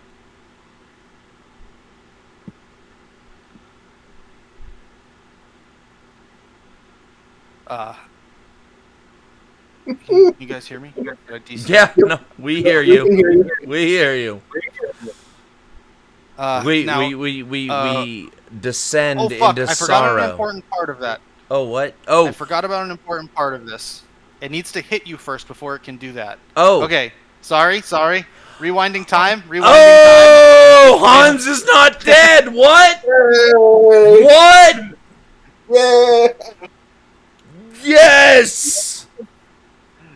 However, another one is going to reach out and try to do the same thing. Oh, that's fine. That's fine. Oh, god damn it. Roll a strength check. Okay, yeah, but okay, I get another strength check. Okay, and this is Hans's highest stat. Don't forget about luck. Don't forget about luck. My god, I'm gonna spend 6 luck. How do I spend luck? You just deduct it from the stat. Yeah, it's very manual, but you can spend up to 6 on this roll. Okay, so this roll plus 6, right? That's all we're saying? Yep. So 11 plus 11. It picks you up and chucks you into the pit. All right, roll a reflex save. Okay. There's still a reflex save. Okay. Come on, Dave. Let's see that nat 20. God damn it. A 7. Okay. And the dice giveth, the dice taketh away. God damn as Hans is once again chucked into the pit of lava. But you did soak up another action of the Beastmen at least. The Chaos Lord cackles evilly as it sees your body disintegrating into the lava and takes its whole turn to climb back out into the combat. Now with half of it I just want to say shout out to Sola who said, Hans, you will be remembered.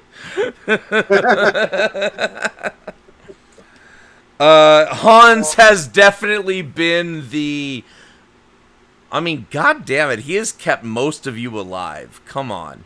Oh, Like, yeah. let's be honest.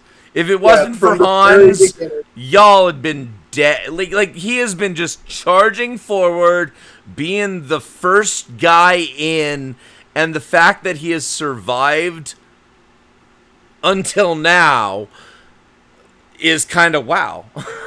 Yeah. All right, continue. Now, R.I.P. Bailey, it Hans. is your crew's turn. 07 for our boy. No, I am definitely I believe cheersing. I'm gonna hit the mic there, and clink my glass to my own fucking character.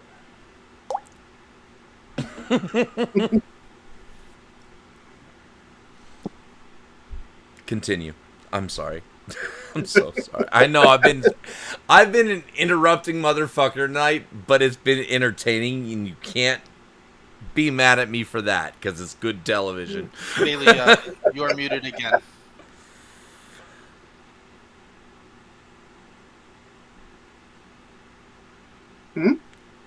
Oh, Is it Bailey's turn now? Yeah, it's Bailey's turn. Yeah.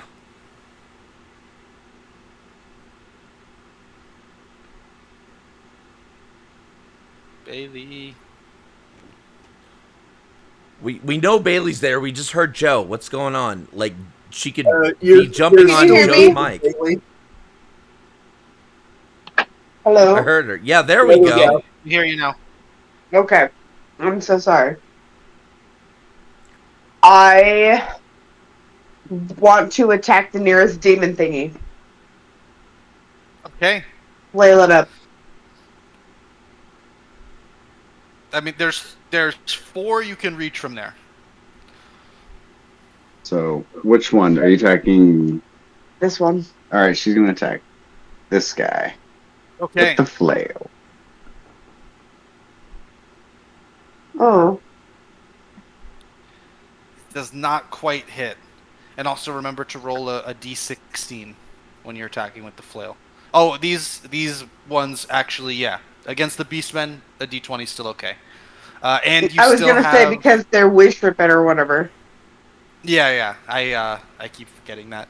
And Rad is dead. Radisha Okay. is gonna pitchfork, move.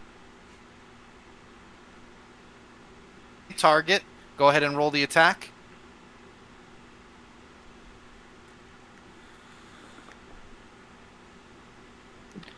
That is also going to miss. Now we have Torbold. Literally the only character I have left, and only thing he's got is his short bow.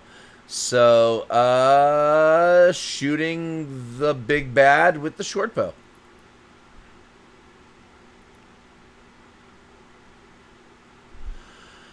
Hey, not bad. Hits. All right, and damage is still broken 1d6. on it. Oh God, Oh.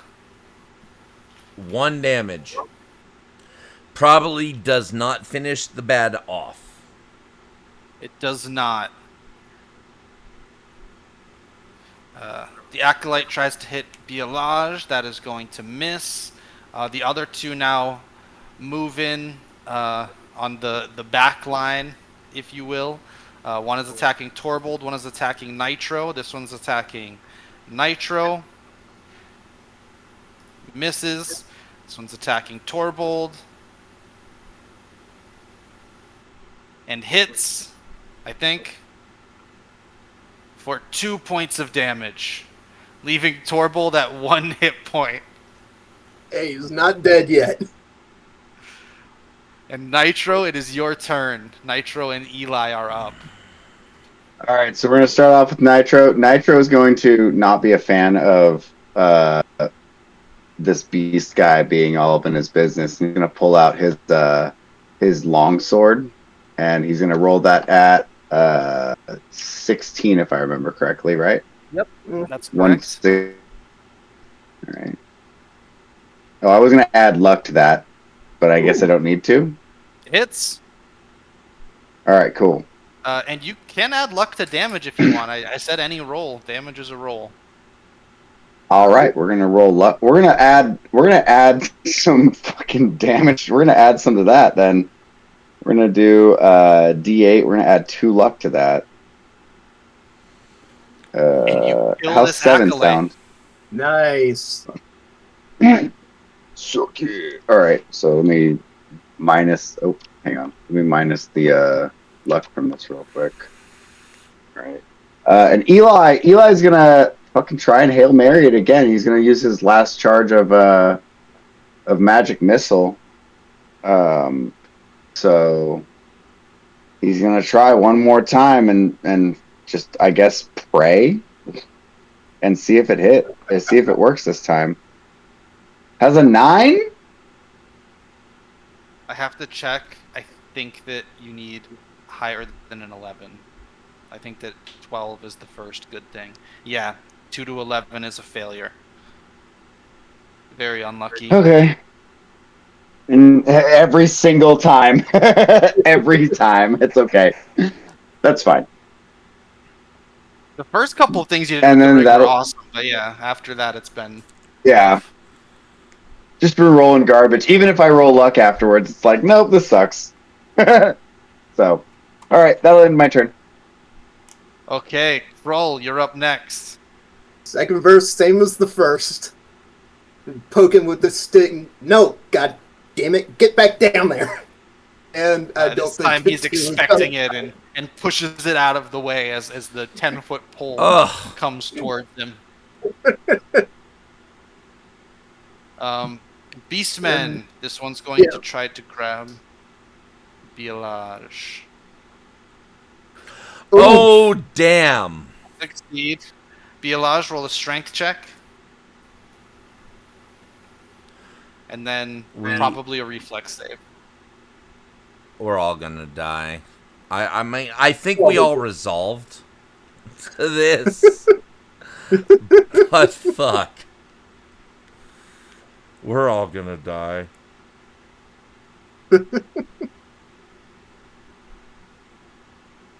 Hey, 13. 13. Before I tell you the result, do you want to spend any luck? That's that. You should have to. That's a no-brainer question there, Bailey.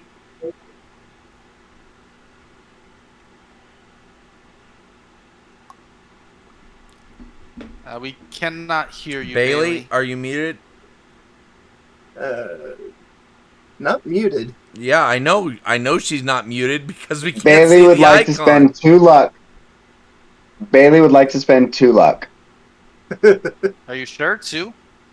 Are you sure? Oh, 2? oh my God! How about- such No, a I'd generous- like to spend 4? 5 luck. 5 luck. Okay. The DC was 15. I'm just an asshole. But you spent 5 luck. 5 gets you there. And you asshole. push back this beast man.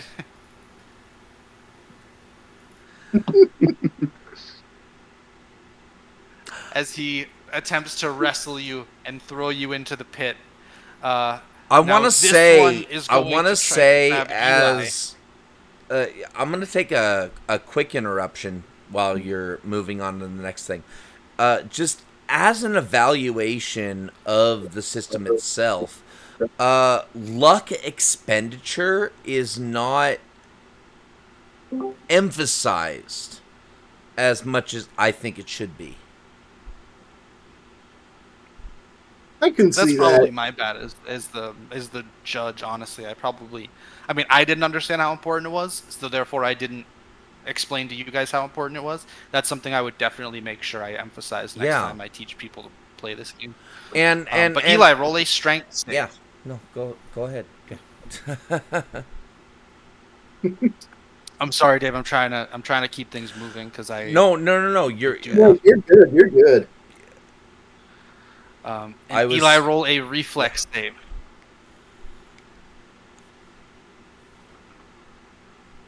Oof. And Eli and the One Ring are cast into the fire. How much damage does the lava do per round? You're dead, dude. I'm just curious if it's an actual number. It's not, but I'll make it a D10 as you get close to the lava. You stop yourself before you're fully in the lava. We're peasants, dude. You don't have HP. You might as well. I do, though. Ugh. Eli, your feet are practically burned off as you're just barely able to stop yourself, kind of wedging yourself into the corner of this pit. And you are alive with 2 hit points since you added so many hit points to yourself earlier. At the base of this thing, the Chaos Lord raises his flail above his head and tries to bring it down on Bialaj, calling her an impersonator and a charlatan. Will miss. That's so lucky. Okay. The shaman will step forward now and try to whack Bialaj thank with the God. effigy on his stick. Also miss. Bialaj and Rad Power. Rad Flower, it is your turn.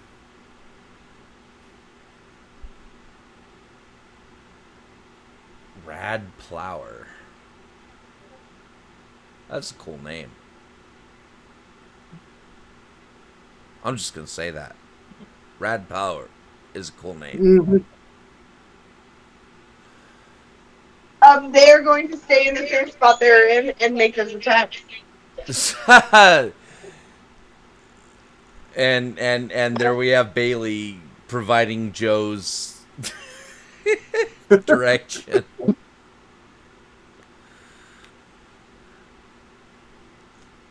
Okay, roll the attacks. Her voice to chat isn't working right now, so she is going to flail. That does not hit. Okay, and then we're going to go to Rad, who is going to pitchfork.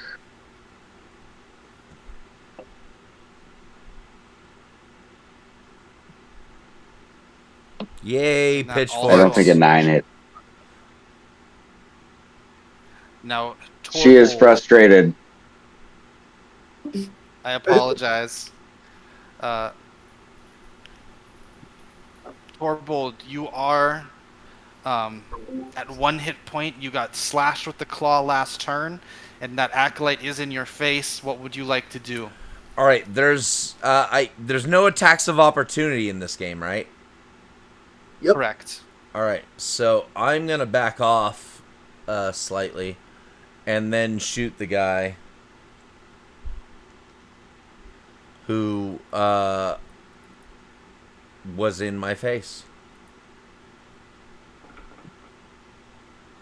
10 does not hit. Fuck me. He will attempt to follow you and finish you off with his claws. Miss. I believe that misses Torbold. 10? Just barely misses Torbold. 10? Yes, it does. It misses Torbold. AC 11. This one is slashing at Bialaj. Will hit for 2 points of damage, leaving Bialaj at 3 hit points. It's looking kind of dire, folks, as we go back to the top of the initiative. I mean, honestly, I'm anticipating a TBK, but I'm still not mad. Yeah, me either. Let's take care of Eli first. Eli, your feet are almost burned off. You're still sliding down this pit. I think a reflex save or a strength check to stop yourself makes sense. I think Eli is going to use the reflex save. He would like to potentially use one of the many items he has to try and push himself up, like a pole. Try and help himself push up, trying to give himself a bigger die to use. If the DM wants to allow me to sacrifice a pole to push myself up. Yeah, absolutely. Give yourself a go up the die chain. D24. Right. I'll trash that item. Hey, Okay. And you Fif- are Does able it to 15? push off of you're able to push off of Hans's helmet, pushing him down into the lava to never be seen again and losing the pole, but you do push yourself back up the side. Can I? I don't know if you'll let me, but I would like to grab the guy in front of me and just like pull him into the lava.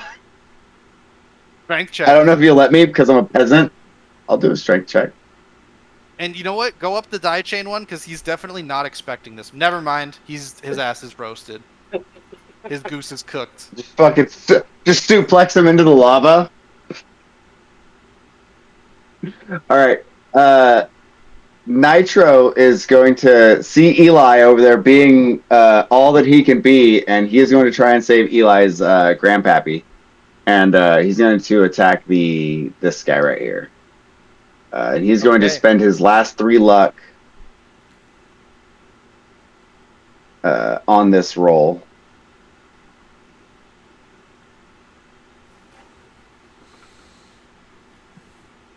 Oh, damn. Does not Does a quite. 10 hit? It does No? not. Fuck. Oh, wait, hang on. Sorry. It's +2. That would be a 12, technically. I didn't add the 12 +2 for the hits. actual sling. A The 12 hits? 12 Okay, hits. cool. I'm not lying. The sling actually does have a +2 on it because of the I was agility. just checking your character sheet because I thought it seemed wrong, and yeah, that is correct. Yep. And Okay. roll the 1d4 for damage. A 4, Yeah. you kill it. Yes. yeah, You hell yeah. saved And Torvald. Nitro And salutes Torbold and points at Eli and says, "That's for him." And stares directly at Torbold. And I'll end my turn there. beautiful. And Torvald was couple of so goddamn close to death. with a series of lucky rolls, the momentum has shifted yet again. And Krull, you are up. Jesus Let's Christ. try This this is such an again. intense fucking game, man. Like, just, you know, Get in the fucking hole. 11. I'll have him roll a save on an 11. Yo! oh, shit. Yes. His flail slips from his hands, and you push the heart of magma out of the armor and back into the magma. This time, Oh he's my been god, damaged and that enough. was the big bad, right? Yo! Indeed, this time he's been damaged enough that he will not resurface. He Oh does my leave god, behind what? his full plate and flail, and immediately you hear the unmistakable rumble of the entire cavern as debris starts to fall all around you. And it is obvious that this cavern is set to collapse. The boat still waits for you near the base of this pyramid.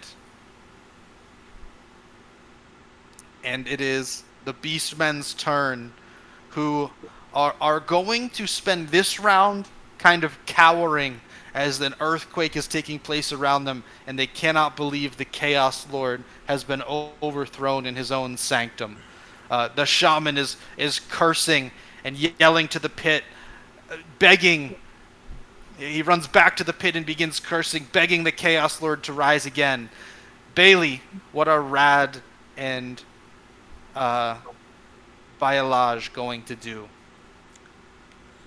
If the cavern is crumbling and they only have the ability to like leave to before it crumbles, we are running. I'm gonna move my characters now, but we're spending our whole action dashing, basically. Okay, 60 feet of movement.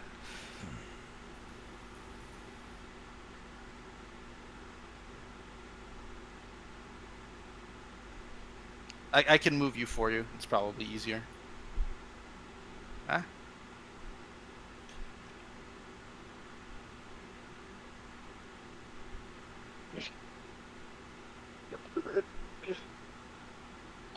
I appreciate you.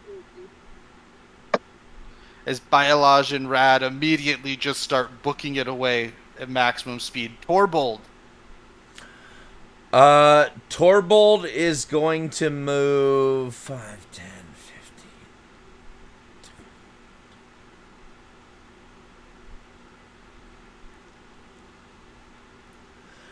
Torbold is going to move here and cover everybody's exit. I.e., I know people are evacuating the cataclysm here, and I just want to make sure that no baddies hit them as they leave. So Torbold is gonna come and aim his bow at any baddie that prevents or that is trying to prevent an ally from leaving. Okay, if anyone tries to attack your ally, the first one, you'll loose an arrow at them and move them one down the dice chain. Nitro. And Eli.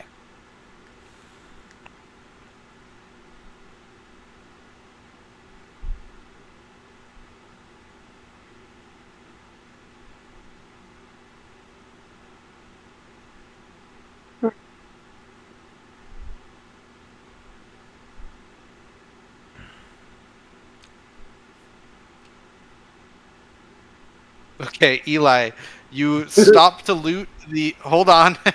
As you pick up the full plate and flail, an angry pillar of flame in the shape of a hand rises from the magma. We are getting crazy feedback. I think we've got an open mic.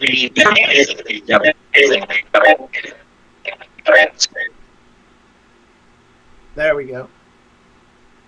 And it will attempt to reach out and attack you, Eli, but fails. But it does take your action to pick up that stuff, if that is what you want to do. If you were talking, I couldn't hear you, so I don't know exactly what you're going for, but.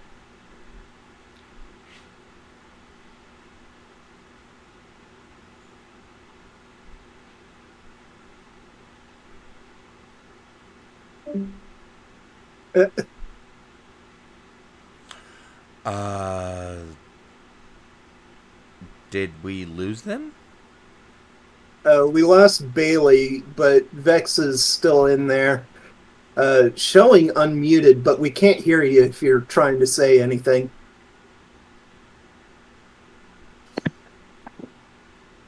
Can you hear me now? Yes. Yes.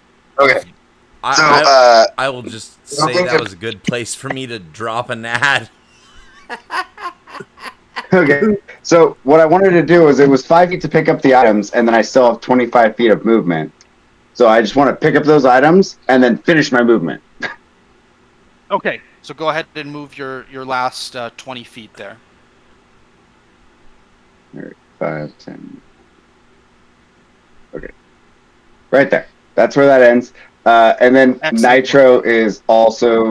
Nitro's going to like superimpose himself behind Eli to try and cover his retreat for this round, and that'll end it. Okay. Now, Krull, what will you be doing this turn? Dashing. 3, 6, 9, 12. Oh, come on now. There we go. Okay.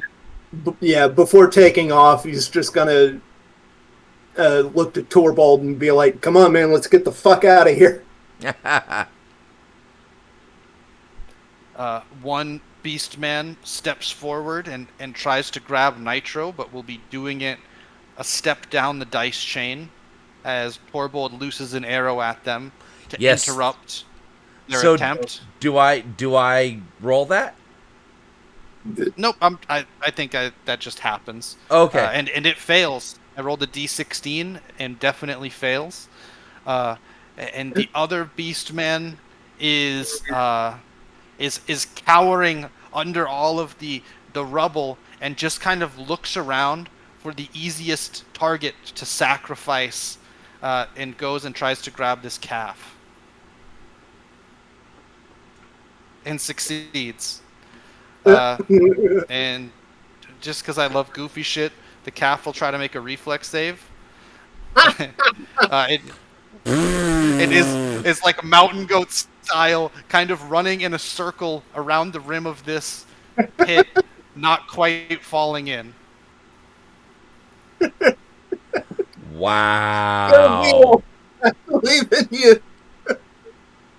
The shaman tries to bonk the cow with a stick in and fails. And now the shaman and the beastman are yelling at each other at the top of this sacrificial pit. Rad, And do something. Do something.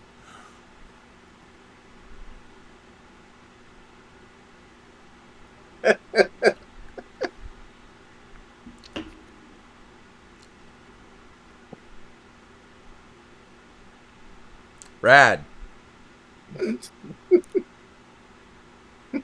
Who's running that? Her person is muted. She's running away. Okay. Hey, Run away! Very frustrating. This is very frustrating that I have to talk to another person's character. I don't know why my phone's not working right now. It's very frustrating.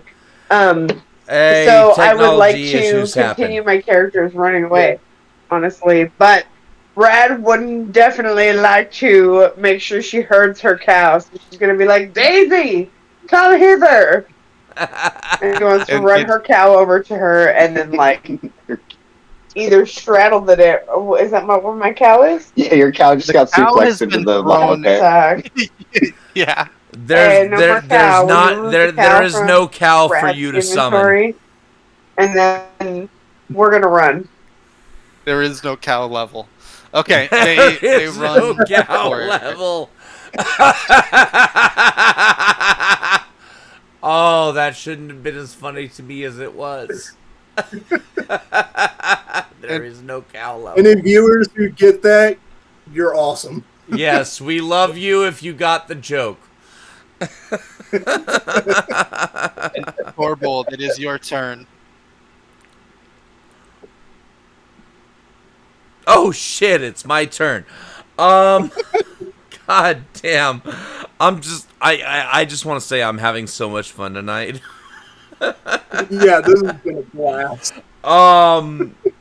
Okay, it's my turn. Torbold. Okay, there I am. Wait. Okay, there's a baddie right next to Nitro, and I'm gonna target that with a shot. Okay.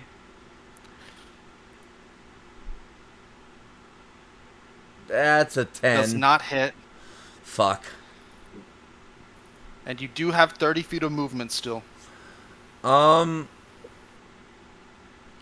feel like movement away from the big fire pit is the best call. So 5, 10, 15 down here. 5, 10, 15 over here. All right. Yep, that's me. Okay. And that will bring us to Nitro. Full dash action. Let me get back to being able to move my character because I put it on the thing. We're about to hit the 4-hour mark. I want to throw that out. I don't give a shit about how long we go. I am just informing our DM our guest GM who said we're going to finish this. Yep, we're close. Okay. I definitely have to get moving soon.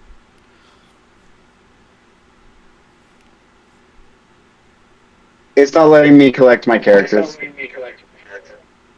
Okay. Can you move them to just around the second corner from where they're at? Yep. Because I already measured it out. The Eli would make it to Definitely. here, and Nitro would make it to here. They're doing full dash actions, double movements. Okay. And Kroll, are you retreating as well? Yes. Okay. I No, think no, in the 60 last. feet. Oh, no. Okay. Go ahead.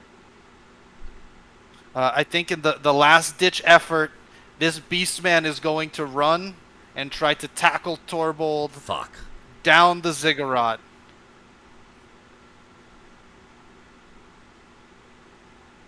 Oh! Yay! Nice! Hell yeah! And falls down, breaks his neck on the next tier below, and assuming nobody wants to do anything crazy, you all are making a full retreat here, right? Yes. Yep. You all retreat Yes. down to the ship that brought you here and climb aboard just in time as huge chunks of the cavern are falling down and creating massive waves which the ship expertly rides, crushing all of the beastmen in this unholy place of evil as you all are swept further down the cave of the Sunless Sea into God knows where, but you will find out when we do another adventure and you all gain your first level. All right. Yay! Some say the cow is still running around in circles. So here's what I'm gonna say. I know. This is where we're coming to a close of you, Dominic's running a session here on Sputter Media, but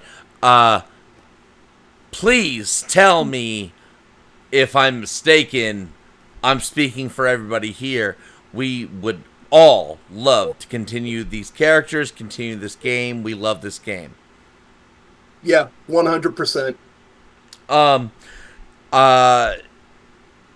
wanted to have time. I wanted to have time for a debrief of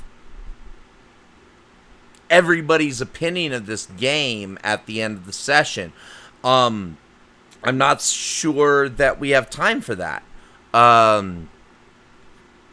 Well, how about this? Let's just go down the line, and you said you don't, so I'm gonna ask you, Joe, to say first. I want everybody to just give their impressions about Dungeon Crawl Classics. Not a true Stars and Wishes, but just, hey, this was our last session of Dungeon Crawl Classics. Let's all give our final impressions of the game. So, Joe, kick us off. I liked Dungeon Crawl Classics. I think that it's a fun session.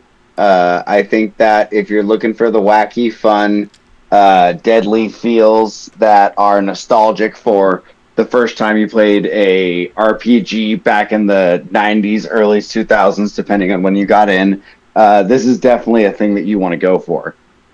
It's fun, it's inventive, the maps are beautiful, the rolls are enjoyable, the new dice are fun to play with.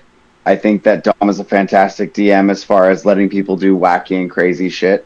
Overall, I would give it a 9.6 out of 10. All right, there you go. Let's kick it over to Bailey. What is your review of Dungeon Crawl Classics as we are closing out our experience here on Sputter Games? My particular view on Dungeon Crawl Classics is that it's been super fun. My only negative to it is keeping track of character personalities and voices. Realistically, if you're going through them pretty fast, it's not that big a deal to make exact personalities for each one, right? So, I'm not gonna lie, you were coming in pretty robotic, but I think I can sum up your interpretation as you had a problem with the trying to keep track of multiple personalities because you really dig the role play, and trying to role play multiple characters, especially multiple characters that were just about to die and get replaced, that was not your thing. Am I interpreting what you were saying correctly? Yes. Yeah, But no, at the same time, I had so much fun. I feel like that sounds so negative. No. Okay, you're right. I may have portrayed that negatively. That was not my intention. It's just a different experience. You didn't make it sound negative, Bailey, but yeah, especially in the modern RPG landscape where everyone kind of expects every character to be like a thoroughly developed character, which is great, and I love that. But yeah, I would say definitely in the system you nailed it, Bailey. Where like if you're literally in a funnel of characters, it's like not worth the effort for most people. Some people can just do it so fast they would enjoy it anyway, but it's not worth it for most people to like I wouldn't even say most people. I would say I wouldn't even say most people. I would say the people who like to really develop characters, because that is I would not even say that's a most people thing. That's a that's a personal thing. Let me finish the back half. Is that sure. I think for most people, it's not worth it to make a super deep level 0 character that's going to get killed in one spear hit, right? Like right. For me, if I was playing, my characters would all like maybe I'd come up with like 1 or 2 idiosyncrasies and play those up like to 11. And then later on, when they survive, you kind of go back and refine that once they actually become a level 1 character. But I totally see what you're saying, Bailey. I think the point that I was interpreting on Bailey's behalf, and she's welcome to tell me I'm wrong, but people who really like to just put super depth into their character backstories would not like this. Yeah, that's for sure. And that's a valid criticism of the system. Okay. To start with, yes, that is a valid criticism of the system. But once you get past the level 0 funnel, then you can start adding depth to your character because there's more survivability. Yes. 100%. And that is an exploration we're going to be able to get into next time when we pick up Dungeon Crawl Classics and Dominic comes back and I if I'm not mistaken, I'm not talking out of turn. You just said you're like, yeah, let's come back and take these characters in, but you need a break, and we're gonna move on to something else, right? Yeah. We'll talk about the scheduling, but yeah, that sounds great. Yeah. Okay, we still need to hear from Naga. Yes. Yeah, I don't really have much to add. I think Vexen and Bailey both brought up really good points. So I'll just say that I absolutely loved my time with this game. And I can't wait until we dive back in. Yeah, and I'll just echo that. I loved it. Super fun to run. Can't wait to play more. And looking forward to it. Oh, yeah, I do have one specific star. Is that effectively taking out the BBEG with a stick is definitely going in my list of stories. You know, I want to say just the whole fact that we were playing as peasants definitely it adds a thing that no other game has given me. You know what I mean? Mm-hmm. Yeah, that's my echo. Has everybody had the chance to say their piece?